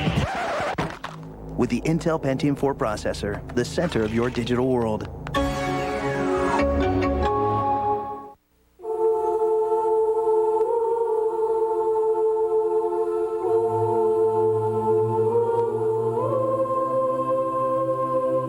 They call it the season of hope, the season of joy, the season of light. When parents seem more like children and children like angels. And State Farm wants to wish you all the hope, joy, and light the season has to bring. Oh, what a day. The seating capacity of a minivan. Where is it? I don't see it. Capabilities of an SUV. The smooth ride of a luxury car. All in one totally innovative package. The all-new Buick Rendezvous. Guess we're not in Kansas anymore. Buick Rendezvous. It's all good. Are you Tiger Woods? Come in. You're expected.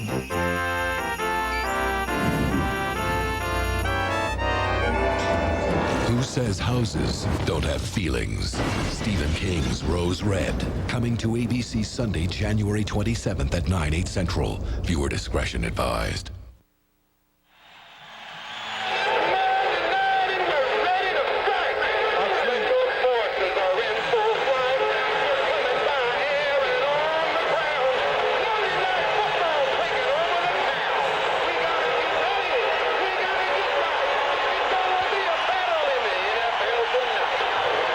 I'm off the Dolls. You are? Yeah, I'm off them. 1st and 10 from the 6-yard line. Gerback throws, and a big 16-yard pickup to Todd Heap up to the 22-yard line to begin this drive. Denny, why are you off the Dolls? You know what? I've rethought my position. I don't know what I was thinking, Al. I haven't been feeling myself today. I'm a little off my feet. I love the Dolls. Wait till we get to the playoffs and the Eagle Dog comes back. Well, the Eagle Dog creeps me a little. I had to put out a restraining order on the Eagle Dog. 30 feet, he sees time. 1st and 10 from the 22-yard line. Allen picks up 3. Well, Warren Sapp, he does not have a full sack this season at home, amazingly enough. Take a look at last year's sack leaders. Glover of New Orleans at 17, Warren at 16.5. So did Trace Armstrong, then a Dolphin, and Hugh Douglas at 15. How are those guys doing this season?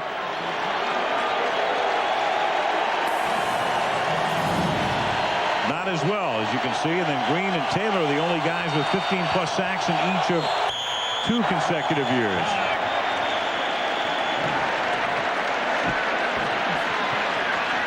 Hantak throwing a flag on Kip Vickers. False start. False start. Offense, number 77. 5-yard penalty. Still 2nd down. Remember Warren Sapp trying to ignite a fire. Said that he was going to break the sack record this year. 7 home games, a half sack. The amazing thing about his year last year and Leroy Glover's of the Saints last year, they're inside tackles. That's a phenomenal number. Where he's at now and where he'll be at the end of the year, a lot of double teams, too many to overcome. 2nd and 11. Out in the flat, that's Mo Williams making the catch. Doesn't go anywhere. Jamie Duncan hit him first. Rondé Barber finished him off. We're seeing how important and critical penalties are in a defensive battle. The penalty by Vickers took away the little bit of momentum that Gerback and the Ravens got when Gerback hit Todd Heap over the middle to get off their own goal line.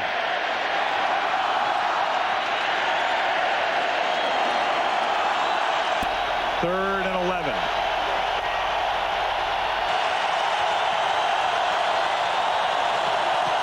And that catch is made, but not for a first down, as Travis Taylor, who scored the Baltimore touchdown in the second quarter, comes up 2 yards shy. Donnie Abraham denies him the first down. Wonder if we're seeing Travis Taylor move past Kadri Ismail on the third down float chart, because Ismail's got 23 third down receptions this year. Ismail, by the way, doesn't have a catch tonight. Taylor had a pro push-off in that first half. The kid give him stout points. Got away with it. Here's Richardson to punt. Flag is thrown. And this is Williams to the 48-yard line. Might be a hold on Maisi again. Yeah, Yoder got in there. Yes, he did, Al. Unbelievable how one man can, on special teams, affect the game. Well, all week for both long. teams. Yeah, all week long, everybody's been anticipating the Yoder-Maisi's matchup. Well, Maisi's 241 pounds working against Todd Yoder. Holding. Offense, number 59. They got to give him some help. Declined. First down, Tampa Bay. Sure do. Penalty decline. Tampa has it at its own 48.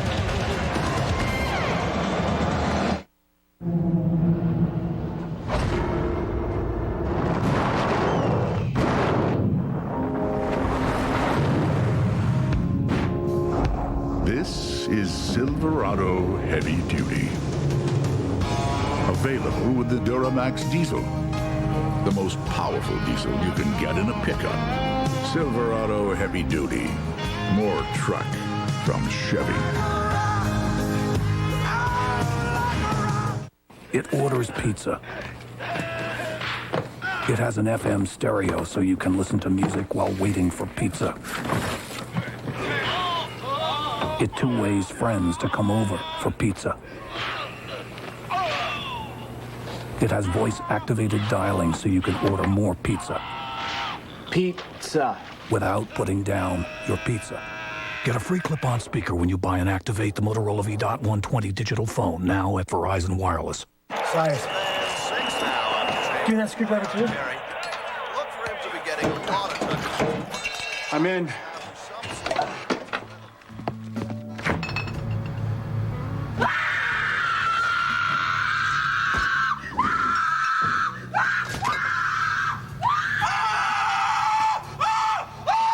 With a great taste that won't fill you up and never lets you down. Rather dip. Pliers. Make it a Bud Light. Martin Gramatica pulled hamstring last week. He actually practiced yesterday, even though they brought Doug Bryant in to kick. Well, it might be sympathetic pain from his brother Billy's injury the previous, well, a few weeks ago, I guess it is now. Say what you will about the Gramaticas, but they celebrate like no one. They're like F. Scott and Zelda. They don't come home till March.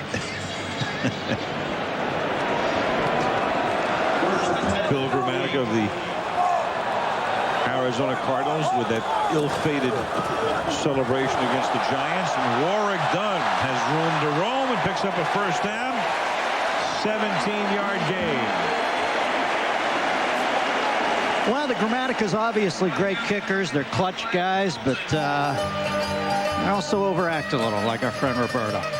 First down, Tampa Bay. You can see they have some of the similar moves out. And there's where Bonini hurt his knee, jumping up like that. And they're a little delicate this year, the Gramaticas. They kind of like make Garo Yeprebian look like Vasily Alexiev. Here's Allstott. And he picks up close to 10. Tackled by Brad Jackson. How'd you like to be Billy Gramatica living in your brother's shadow when he's like 5'3"? It's a tight fit. Now the Buccaneers are finding something on the left side as Allstott cuts all the way away from Jamie Sharper. Back-to-back runs. First it's Warwick Dunn, and then it's Allstott as Peter Boulware takes himself out of the play. Nice block by Cook. Jamil Cook helping to pave the way. Here's Allstott. Wow. Picks up 4. Remember, Peter Boulware is a linebacker weighs 255 pounds or so, but he's been forced to play a lot of defensive end. You know, if most fullbacks run downhill, all starts like that guy from the ski jump at the beginning of Wide World of Sports. He really comes downhill. Vinko Bogataj, I believe was his name. Of course, I didn't even trifle with it. I knew it was common. I'm just trying to remember it. He didn't have a name and number on his back. Gain of 1 for all stops. Well, guys, you've got the Ravens here tonight trying to secure a playoff berth. The Raiders look like they're leaking a little bit of oil after last week. Pittsburgh stays red hot, though. It's amazing how Tony Dungy seems to always get his team to play well in December. They were stumbling around all year. They're saying, oh, that's okay. We'll be all right come December. And sure, here they are. You're right. Both teams, as we said at the top, Dungy with a great record in December. Billick's had a great record in December. 3rd down and 6 at the 22-yard line as Johnson throws, and that one is thrown away, intended for Jacquez Green. But you know what? I mean, it's looking more and more like those who doubt your Steelers, Denny, are wrong. Well, Pittsburgh might be this year's Baltimore, Al. You might not realize how good they are until you see them hoisting the Lombardi Trophy. And when we were talking to Billick, he flat out said his MVP this year is none other than Cordell Stewart. Gonna get a lot of votes. How about a crazy time for a fake field goal? Well, Mark Royals is the holder. This is a 40-yard attempt for Bryan. And Bryan's kick this time is no good. That looks like a tired leg, too. That ball just started out right and never hooked back into the middle. And that means Baltimore is going to get it at the 30 when we come back. It's beautiful. Yeah. Thanks for all your help. It's my job.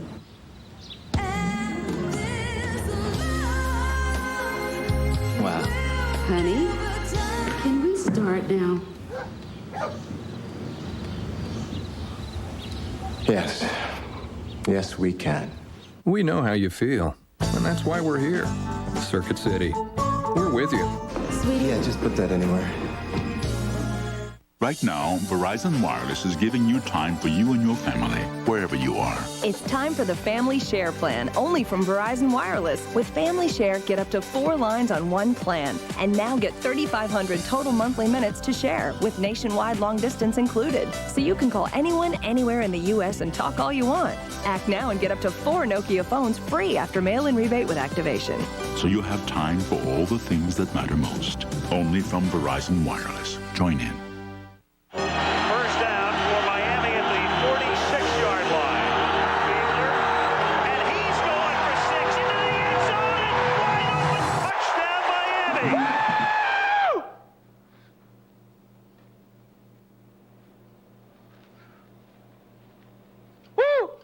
No matter who your favorite team is, NFL Shop has the biggest selection of authentic NFL gear from all 32 teams. Call 1-877-NFL-SHOP for your free team catalog.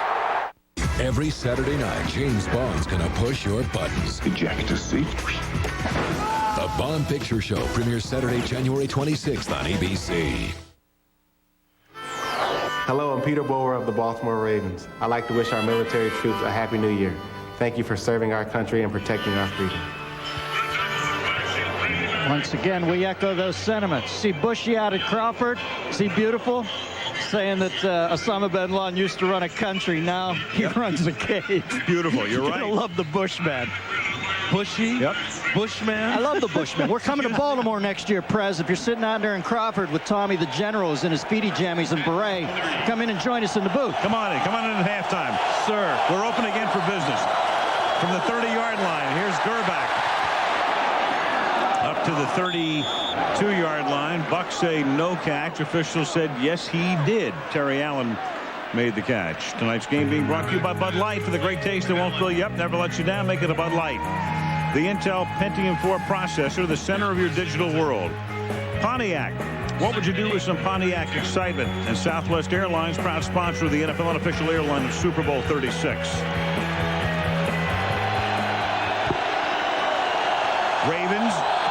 1:20 to go in the third, and down by 9, and on second and long, it's Ismail who is able to make the catch, his first grab of the night, and out of bounds at the 42-yard line. Dexter Jackson, 25-yard pickup. Jackson made the tackle. Buccaneers might want to take a look at this one to see if Ismail got both feet in. He really took a shot here from Dexter Jackson.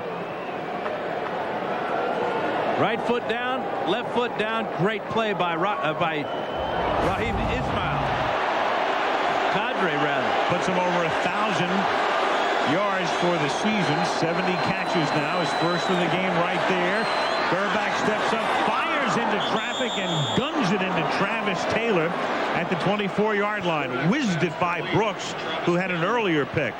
You know, it's funny, that's the first we see at Cadre this night, but there's also another forgotten man on this offense. Where's Brandon Stokely from last year? We haven't seen him at all. They've only thrown to him once. Elvis getting into rhythm here, even with the bad leg. 2 fine throws in a row. Perfect spiral. First down, 24-yard line. Big drive for the Ravens, trying to climb back in it, and Allen breaks one inside the 10. Down to the 2-yard line. Finally tackled by Brian Kelly, and so the Ravens come to life at the end of the third, and they will begin the fourth with a 1st and goal. And that is the end of the third quarter. With the score, Tampa Bay 16, Baltimore 7, and ABC's Holiday Bash from Tampa returns after this from our ABC station. 16, Baltimore 7. The NFL regular season wraps up next Monday. The Super Bowl champion Ravens are primed for a playoff run. Minnesota aims to put the champs down to the count. Vikings, Ravens, are you ready? Monday Night Football next Monday, January 7th.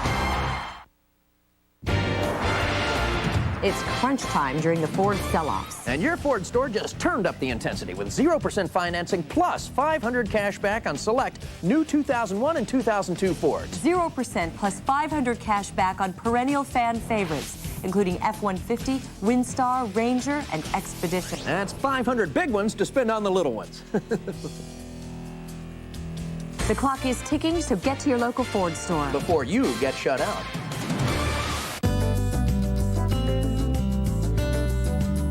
You like simple better than complicated.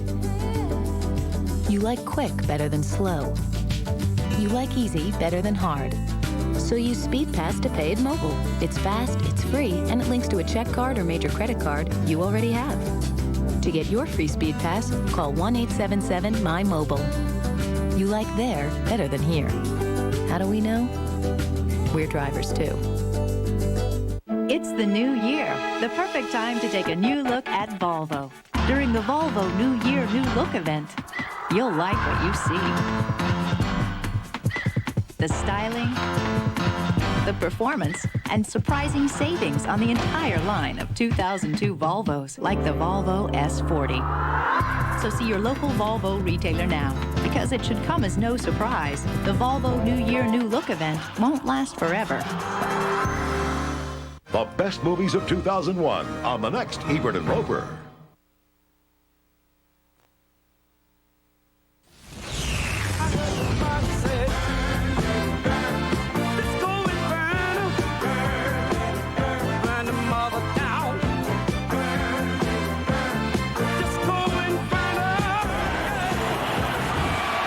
And the fourth quarter begins. Baltimore with a 1st and goal, and Terry Allen can only pick up a half yard or so. Ball coming loose, but well after the play, and then Allen gets into it with Nate Webster's knee.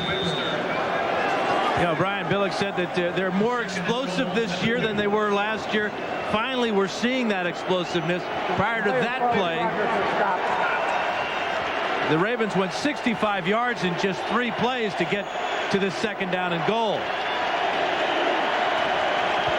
Monty Kiffin, the defensive coordinator. His unit trying to limit Baltimore to a field goal attempt at 2nd down and goal from the 2. And here's Allen. He gets to the 1-yard line. And that's all. 3rd and goal coming up.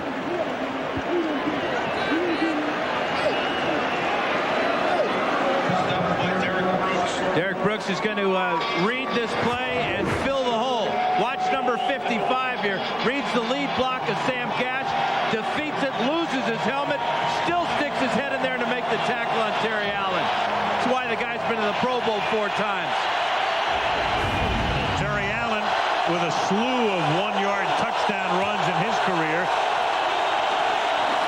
But he's not even in the game here, and the play is whistled dead before the snap.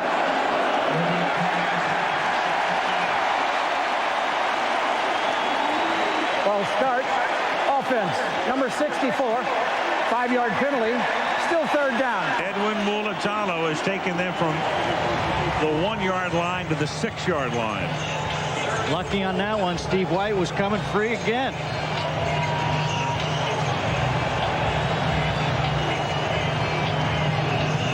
This will allow the Buccaneers to bring their nickel personnel in for the secondary, anticipating a pass from Gerback.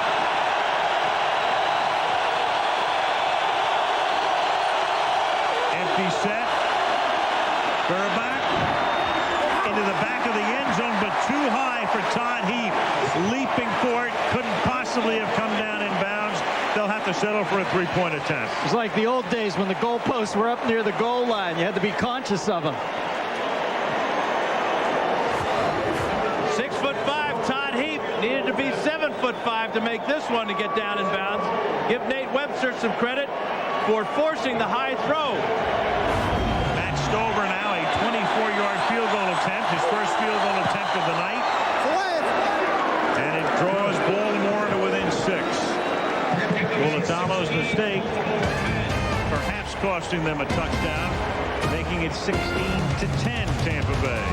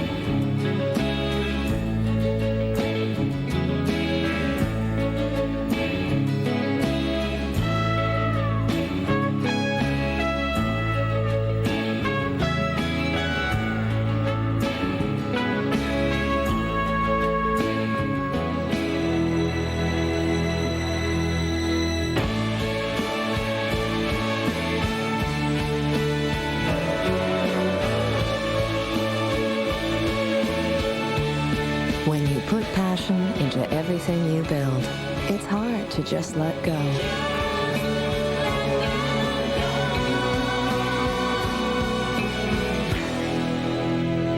It's okay. They're all going to good homes.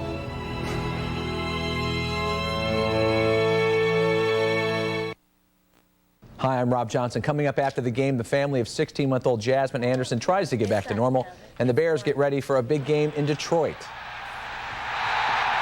Sunday Night Football, January 7th.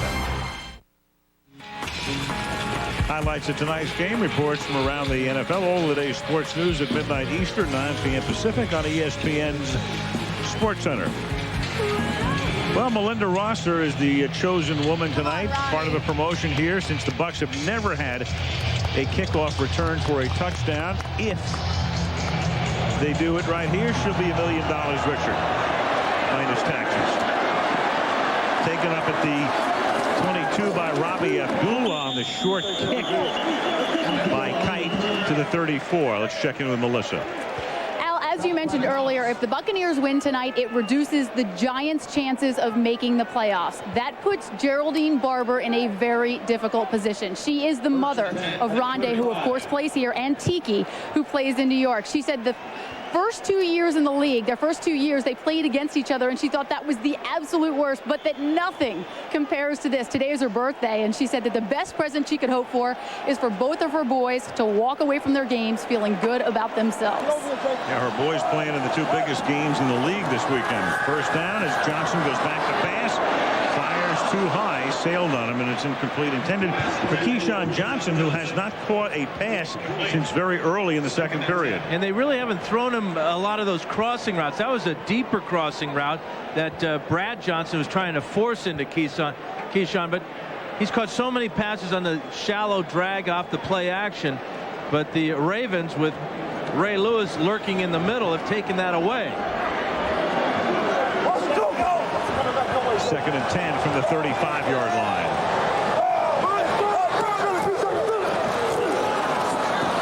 Dunn picks up 3. Talked about Keyshawn and how many catches he has. And this is right up to the moment, 105 with 3 tonight. Jimmy Smith of the Jags with 100, then Ron Smith of Denver would be 3rd. Record 123. Herman Moore of the Lions did it in 1995. Keyshawn would need 19 more, and he only has 5 quarters in which to accomplish that. And 4 of those quarters against those great corners of the Eagles. Next week. Don't like his chances. Next Sunday night, 3rd down and 6. Brad Johnson throws, and coming back to make the catch at the 47 was Jaquez Green. Ray Lewis was blitzing that time. Hit Johnson as he got it away, but Green was able to adjust on the route, picks up the 1st. Ray Lewis on a looping blitz from his middle linebacker position there. He's going to come in just a little bit late. You see the stunt right there. He's got the clear lane to the quarterback. Johnson fades in the pocket just enough to be able to throw this ball against man coverage outside to Green. Timing was perfect as McAllister playing way off. At the 47-yard line, 12 minutes left in the 4th quarter with Tampa up by 6, and Allstott banging his way to the 43-yard line, gain of 4. Lewis in on that stop. And that last play is a good example of why Marvin Lewis, defensive coordinator for the Ravens, doesn't like to blitz. If you don't get to the quarterback, you expose your corners to man-to-man coverage. A veteran quarterback like Brad Johnson has the timing, reads the blitz, and gets the ball to his receiver before they can make a play. All you have to do, though, is hang in there with number 52 looming in your face. A B-52. 2nd and 6 from the 43. Allstott inside the 40, bangs his way for a 1st down to the 36-yard line. Well, that's the beautiful thing about the Ravens defense. You might have to rate them as one of the best all time, and they really don't blitz. They don't need a lot of sacks.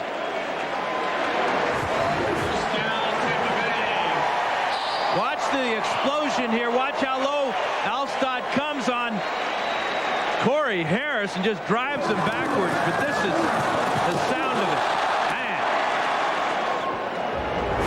Pretty good night for Allstott and Dunn. 49 yards for Allstott, 44 for Dunn. And they're both in the game here. From the 36, they give it to Dunn. Picks up 33. Check in with Eric. Well, watching from the field, one thing I like about these Ravens linebackers is their speed. They're able to run like linebackers, and they have great stamina. Now, we're in the 4th quarter, and they're still running like we're in the 1st quarter. They seem to never get tired. And they also are very good tacklers in open space. You know, Lewis has those beautiful choppy steps. His feet always seem so close to the ground. It's tough to get him off his feet.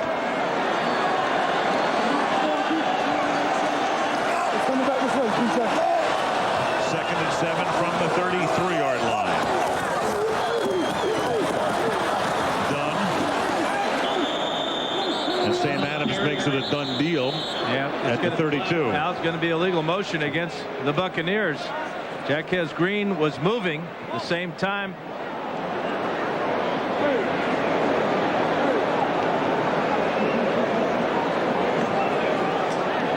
Two guys in motion, illegal shift. Illegal motion. Offense. 2 men moving at the same time. 5-yard penalty. Repeat the down. 2nd down. It's almost like a penalty. Just takes all this crowd out of the game. They realize how important every yard is in a battle like this. Especially on a drive like this, too, because it's a 6-point game, and at worst, they want to get Bryant in position to make Baltimore have to score twice. And that's That's what a field goal would do here. 2nd down and 12. Johnson sets up, throws underneath. It's caught by Keyshawn Johnson. Johnson to Johnson for a minimal gain. Tackled there by Lewis and Sharper. Well, I'm not sure the beginning of taking this crowd out of the game doesn't actually go back to the end of the first half when they get so tentative in their play calling towards the end. If you want to activate the crowd, you got to give them what they're here for. They finally are going to find Keyshawn on one of those shallow crossing routes, but Carnell Lake, he knows it's coming. He took a shot at Keyshawn on his way to the quarterback. 3rd down, 9. They're outside Bryan's range here. And Johnson throws this one incomplete off the hands of the outstretched Jaquez Green, covered by Corey Harris. No flag. Again, that 2 men in motion penalty is going to hurt the Buccaneers. You talk about Doug Bryan's range. Wonder what it is at this point. Well, you can't take a chance because it would be a 53-yarder, which meant if you missed it, Baltimore would get the ball at its own 43. So you're compelled to pooch it. Unless you want to bring Lynch in for the long kick. All about field position at this point. Royals angles it. Beautifully. Covered by Dwight Smith. That's the 2nd time tonight he's made a big-time play inside the 5-yard line. You asked for it, you got it, Dano. That's a pooch and a half. That is a Kennel Club winner.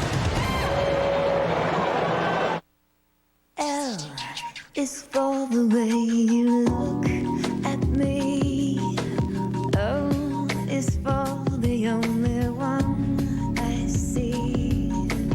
V is very, very extraordinary.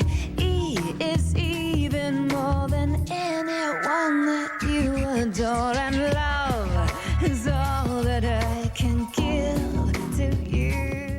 John Nash was one of the greatest minds of his generation. You are the best code breaker I have ever seen. But the extraordinary gift that set him apart, I've got myself into something, would push him out there. Who? Beyond his limits. Ron, talk to me! A Beautiful Mind, nominated for 6 Golden Globes, including Best Director, Best Actor, and Best Picture. A Beautiful Mind, rated PG-13. Now playing in select theaters, opens Friday everywhere. It's easy to spot your local new car dealer. I see you have your eye on that cupcake. Good choice. Let me tell you what that comes with. They're the ones committed to helping out in your community. So tell me, what's it going to take to get you into this potato sack? New car dealers also employ over 1 million people, making them a big part of every town. So, cowboy, let's see what this baby can do.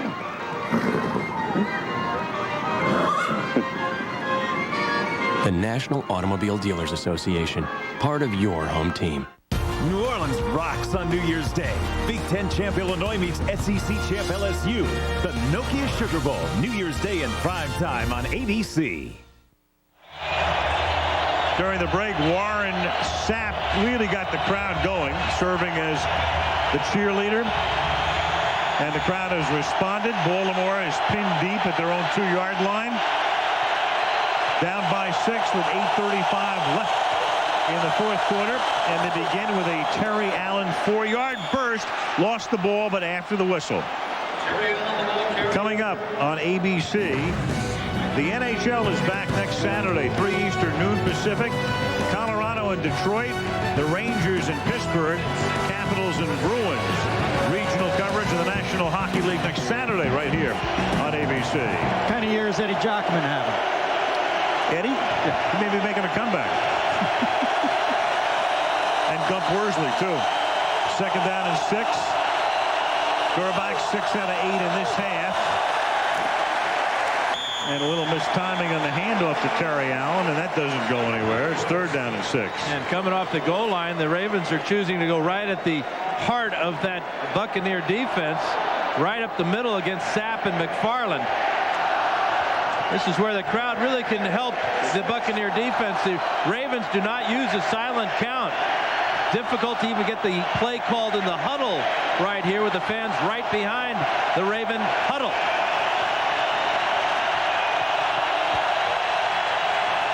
3rd and 6 from the 6.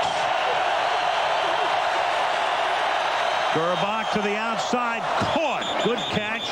Travis Taylor moves the change. Covered by Donnie Abraham. First down at the 15. Dennis, just like you said, the focus seems to be moving away from Qadry Ismail on 3rd down. A couple of times now tonight that Elvis has found number 89, Travis Taylor. And again, the timing is impeccable. Before Taylor is even turned around, the ball's on the way and right in front of his eyes for the easy catch. 4 catches for Taylor tonight, 51 yards and a touchdown. Under 7 to go from the 15 on first down. Gerbach buying time, throws, open is Allen, and Allen gets taken down by Quarles just shy of the first down. 2nd and 1. Talk about a tall order coming off your goal line, having to drive the length of the field and get a touchdown. That is what faces Elvis Gerbach and these Ravens. At worst, at least to get it in position where if they have to punt and then they hold Tampa, they should get the ball back following the punt at decent position. 2nd down and 1 at the 24-yard line, and moving through the middle this time is Mo Williams across the 25, and that's a first down. So from their 2, they've gotten it out to the 26-yard line. Mo Williams was running behind big fullback number 32, Sam Gash. Check him out right behind Gerbach there.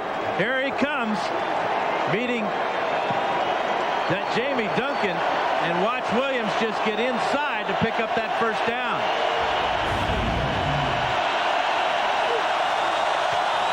Sticking on the ground again. There's a flag coming in from the umpire, and that's Mo Williams on a play that figures to go back. 99% of the time when the ump throws the flag, that's the call. It might be Edwin Mulatalo with the holding on Anthony McFarland.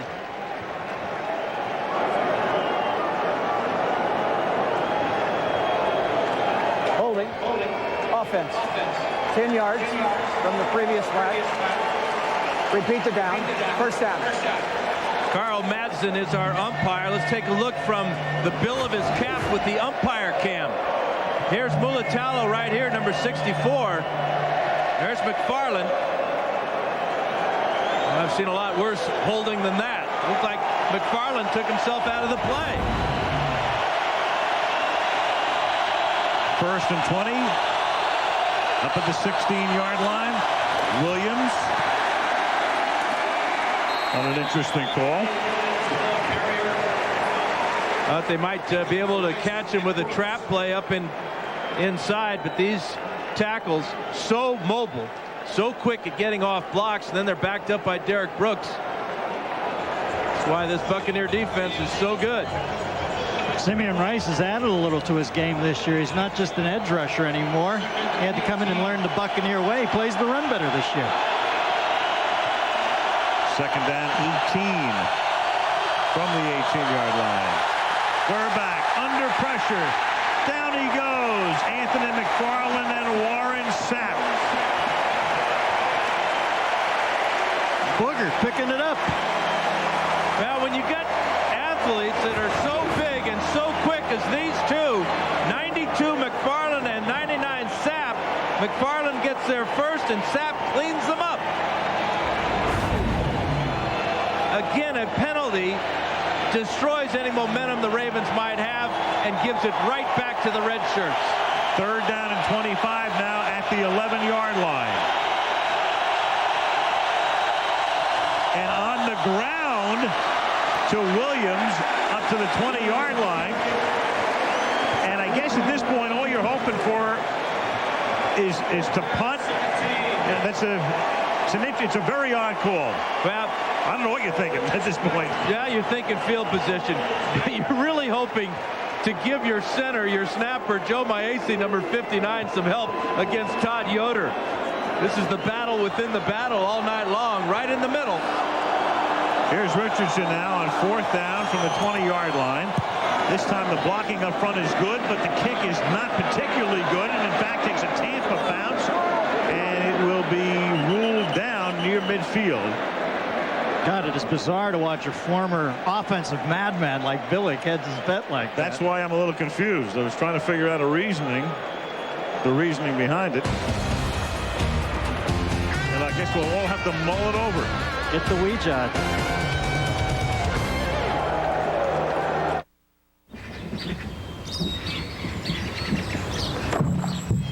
See, it's cool. Come on, let's go.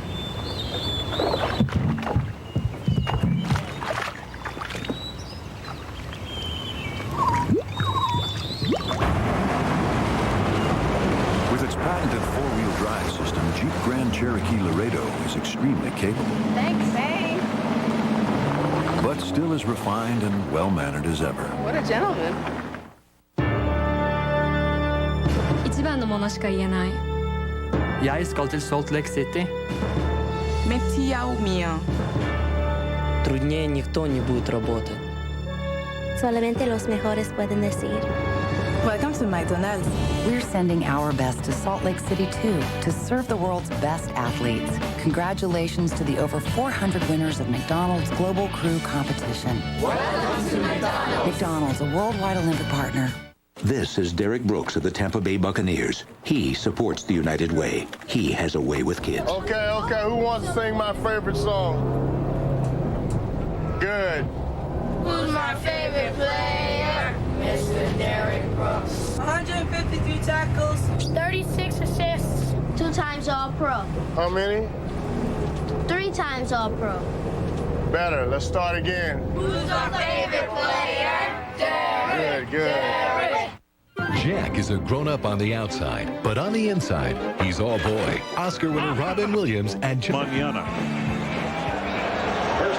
Well, the Ravens now, what they need is a stoppage here. 3.5 for Tampa. They have the ball at the 49. Baltimore has all of its timeouts plus the 2-minute warning. And here's Warwick Dunn going nowhere. Now, do the Ravens want to start taking their timeouts here or wait? Yeah, they do. They take it here. First one. 2 left. Timeout Baltimore. New Year's Eve is the New Year's Eve show? Very good. All right. Monday Night Football is on Saturday night, but New Year's Eve is on New Year's Eve. There are the running backs tonight. Warwick Dunn averaging 3.6, all-stop 4.1. Nothing spectacular, but very effective. Second down and 10 as Johnson throws, and that's incomplete. And Baltimore says thank you for the favor, because if nothing else, that stops the clock without Baltimore having to spend a timeout. Well, exactly how you would think that Tony Dungy would have just liked to have run the ball 3 times, force the Ravens to use all 3 of their timeouts, then have Mark Royals come in, pooch a nice punt down there where Dwight Smith can pin it inside the 5-yard line.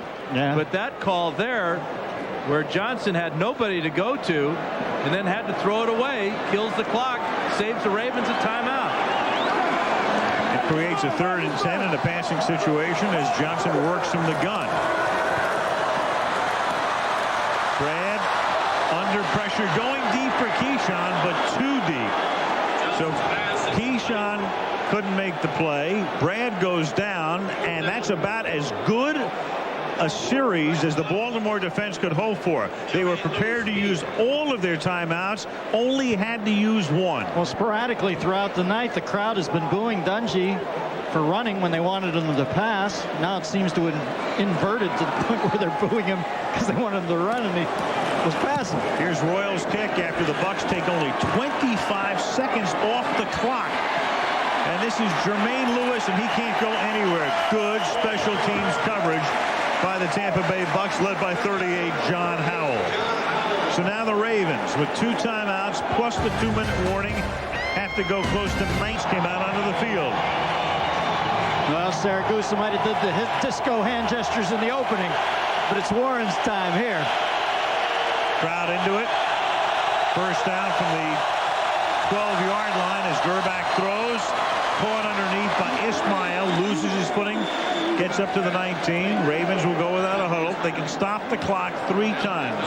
They have 2 timeouts plus the 2-minute warning. And they got to start looking for Shannon Sharp working over the middle. Sharp lining up on the right side. And again. They look for him, and he makes the catch. They find him up at the 26-yard line. That's a first down. Tackled by Brooks. Important to get this play off before the 2-minute warning. Shouldn't be any problem for Gerback as he's at the line calling the play. First and 10 at the 26-yard line. Elvis fires deep, and it's incomplete. Bracket on the play was Taylor. Underneath he had Sharp.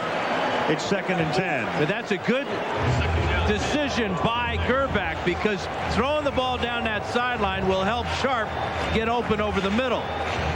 John Lynch has got to be able to take care of both guys on that too-deep zone of the Buccaneers. He's looking at Sharp first, and then he has to realize that Taylor is speeding down the sidelines. Now it looks like they'll work the other side of the field because they have more room. He has Taylor wide left, Stokely in the slot. Ismail at the bottom. And Gerback throws to the outside, and this time it is Sharp going the other way, working the sideline, 31-yard line, 2:04 left in regulation. It's 3rd down and 5. 4 game-winning drives for Elvis in the 4th quarter or overtime, second only to Brad Johnson with 5. And I really love that play selection because it got Sharp out of bounds and stopped the clock. Now with a first down here, they'll get a clock stoppage with the 2-minute warning. And this is a big conversion right here on 3rd down. 3rd down and 5 from the 31-yard line. Buck showing blitz. Here they come, and Elvis is in the grasp and run down by Dexter Jackson. And that's a mistake by Elvis, not reading the weak safety blitz and throwing to his hot receiver on the outside. Elvis wanted a timeout, didn't need it. It's the 2-minute warning, but 4th and long when we come back. Hey guys, gather around. This game is being brought to you by McDonald's. We love to see you smile. The United States Postal Service and State Farm Insurance, like a good neighbor, State Farm is there. Well, it comes down to this for Baltimore. It's going to be 4th down and 10. Tampa with a win, all but technically clinching the playoff spot. Baltimore, chances are they're going to wind up in the playoffs, but they're not going to go in with a head of steam. No, they're not. They do not look like defending Super Bowl champions last couple of weeks. And tonight, clearly being outplayed on the defensive side of the ball, where the Ravens pretend or expect to be the dominant team. Well, out of the two teams, the one that needs the head of steam less, I would think, is Baltimore, because they've been there and won it. I'm not saying they can turn it on whenever they want. I think Tampa Bay really needs to win out if they want to have the mindset that they can actually win the Super Bowl this year and not just make a representative showing in the playoffs. Well, they're going to take a big step to it here if they hold Baltimore on this play. 4th down and 10 from the 26-yard line. Gerback throwing, caught, but well short of the first down by Kadre Ismail. Derrick Brooks made the stop, and go figure that one. Well, you got to give it to the Buccaneer defense. They come with pressure. The previous play where Dexter Jackson picks up his 2nd sack on a weak safety blitz, and now they drop back into zone. They dare Gerback to squeeze it in. He decides to go to the short man and hopefully have Ismail make this catch and outrun Derrick Brooks for the first down. But the throw is behind Ismail. He has to make a tough catch, and then he has to defeat one of the best linebackers in the game in pass coverage. The cheerleader. It's a little Andre Agassi move to all 4 corners. Well, they can't run the entire clock out because Baltimore has 2 timeouts. The ball is at the 31-yard line. They'll play it conservatively. Alston is tackled there. Timeout, Baltimore. Ray Lewis makes the hit.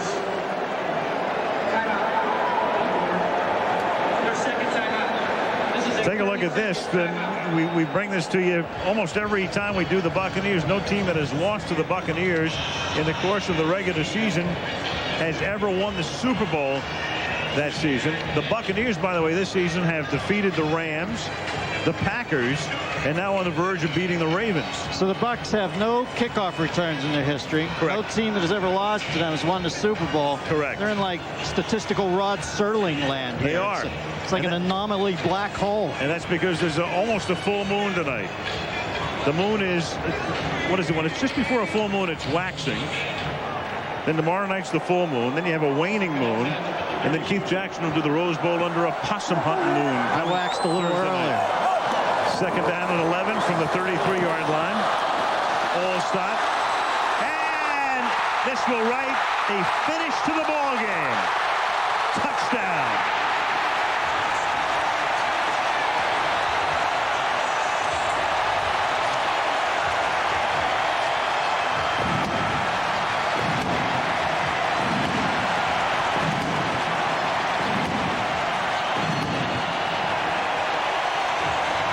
How'd you like to have those good seats right under the cannon?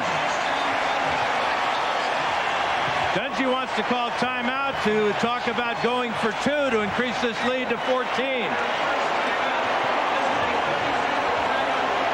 And give us the 34 points we talked about earlier, Denny, when I said points would be at a premium. You talked about it. I was querying you. You were nodding. 22-10 Tampa Bay as Mike Allstott in a situation where they're just trying to run the clock out. And Baltimore's just pressing the line of scrimmage, trying to force a turnover. When there's 11 men up on the line of scrimmage, once Allstott gets into the secondary, he can pick on a defensive back to run over for a touchdown. Allstott was looking for somebody to hit. Well, he saw that goal line there, and he knew if he didn't go north and south, he probably wasn't going to get in. 80 yards for Allstott tonight, 47 for Dunn, and all of a sudden Baltimore in the last 3 weeks becoming very vulnerable to the run. Had trouble the last 2 weeks against Pittsburgh and Cincinnati, and now tonight against Tampa Bay. Going for a deuce, they empty the backfield, put Dunn in the slot. Johnson under pressure, and he gets sacked, and that's the end of the play. Burnett and Boulware combined to knock him down. Short of not making it, probably the last thing you want on the 2-point is to get your quarterback hit.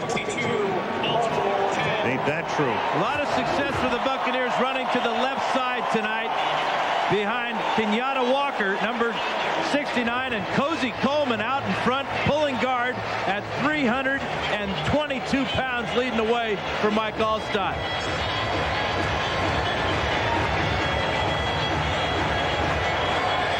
Well, Sapp's been known to take this team on his back periodically. Right. In a literal sense tonight. But Joe Hamilton's a good guy to have to carry. He's only 5'10" and about $180. He's his designated master blaster. Get the small guy to jump on.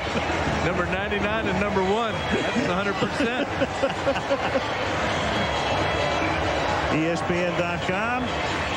Annotated Dennis Miller every Tuesday morning. Fauci and I, we're at dingdongschool.com.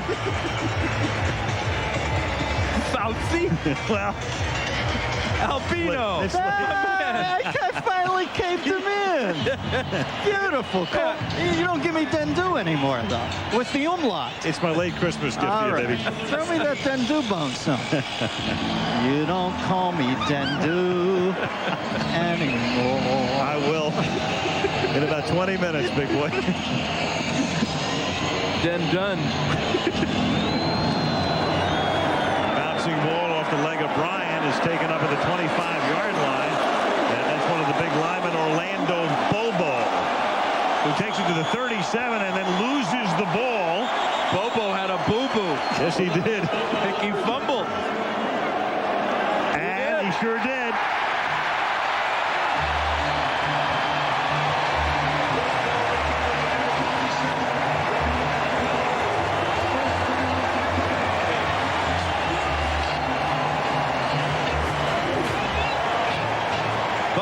A shot there from Rabib Abdullah, drops the ball, and Abdullah's in the bottom of that pile. Got to cover up, big fella. Ooh. He's got gloves on and everything. No way he can handle that ball. Look at those gloves.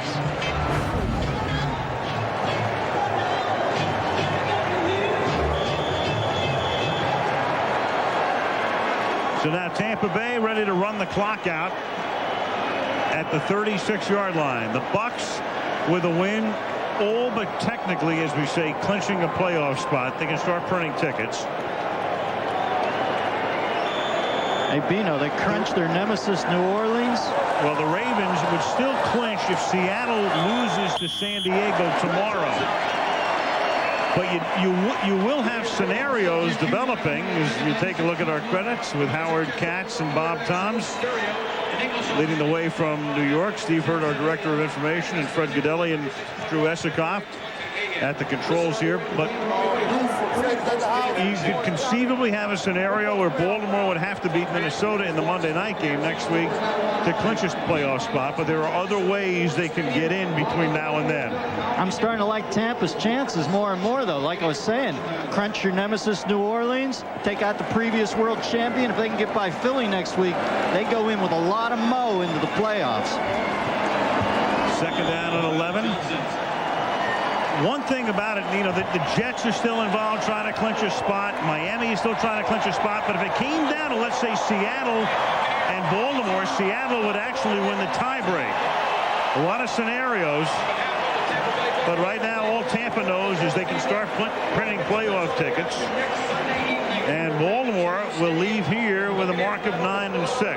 I guess New Orleans isn't really their nemesis, but they both needed that game, is what I'm saying. They came up big last week and once again this week.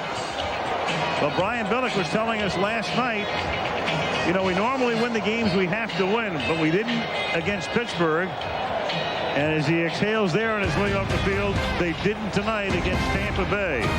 Bucs won it 22-10. Back to Rapp in a minute. Their 5th national title. They face number 2 Nebraska, led by Heisman Trophy winner Eric Crouch. Miami, Nebraska for the national championship. Thursday night at 8/5 Pacific on ABC. Tampa wins it 22-10 as we go to the field. Here's Melissa. All right, Al. Well, Tony Dungy said that this game would come down to whichever team had the most emotion. Mike, what was said during the pregame warm-ups to get you guys so fired up? There really wasn't anything said. He just said there's been enough said. We've been fighting all year to get in this position. We're in the driver's seat. Let's go do it for 60 minutes. There's been so much talk this year about his job being on the line. Now he's 13-1 at home in December. You've all but mathematically clinched a playoff spot. Is it time for those people to shut their mouths? Of course, and this team is never considered. Coach Dungy's our leader. He's the guy we want to play for, and he's the guy that's going to be here for a long time. And I don't know why we make it so hard on ourselves, but this team has a lot of pride and a lot of character, and it's just fun to play for. Mike, congratulations. Thank you. Let's go over to Eric. Thanks, Melissa. Warren, all but technically, you're in the playoffs. What would it mean for this team to make the playoffs after such a slow start? Well, I tell you what, it's going to be a different from us in 2000 when we went to Green Bay and missed that kick and then went into the playoffs a little flat. This team getting the playoffs, we expect to do some damage because every team up there we can play with, and that's what we're looking forward to getting into. Now, you hit Elvis Gerback tonight. You put a lot of pressure on it. Why was the defense so successful? Well, it was a combination that we thought we had good matchups inside with me and Mac, and we felt like we could dominate them and get it in 2-3 and, you know, moving around, and Simeon's always going to bring his game, and Steve White did an excellent job for us, too, but it was all 4 of us, and that's what we needed to do was the Mongols to come to work. Congratulations. Thanks, baby. All right. Al? All right, thank you, Eric. So the Bucs go to 9-6 as they win by a score of 22-10. A week from Monday, January 7th, we'll be in Baltimore. The Ravens will host the Vikings. Stay tuned now for your late local news. We're on the West Coast, ABC's Wide World of Sports 40th anniversary special. ABC Sports Online at ESPN.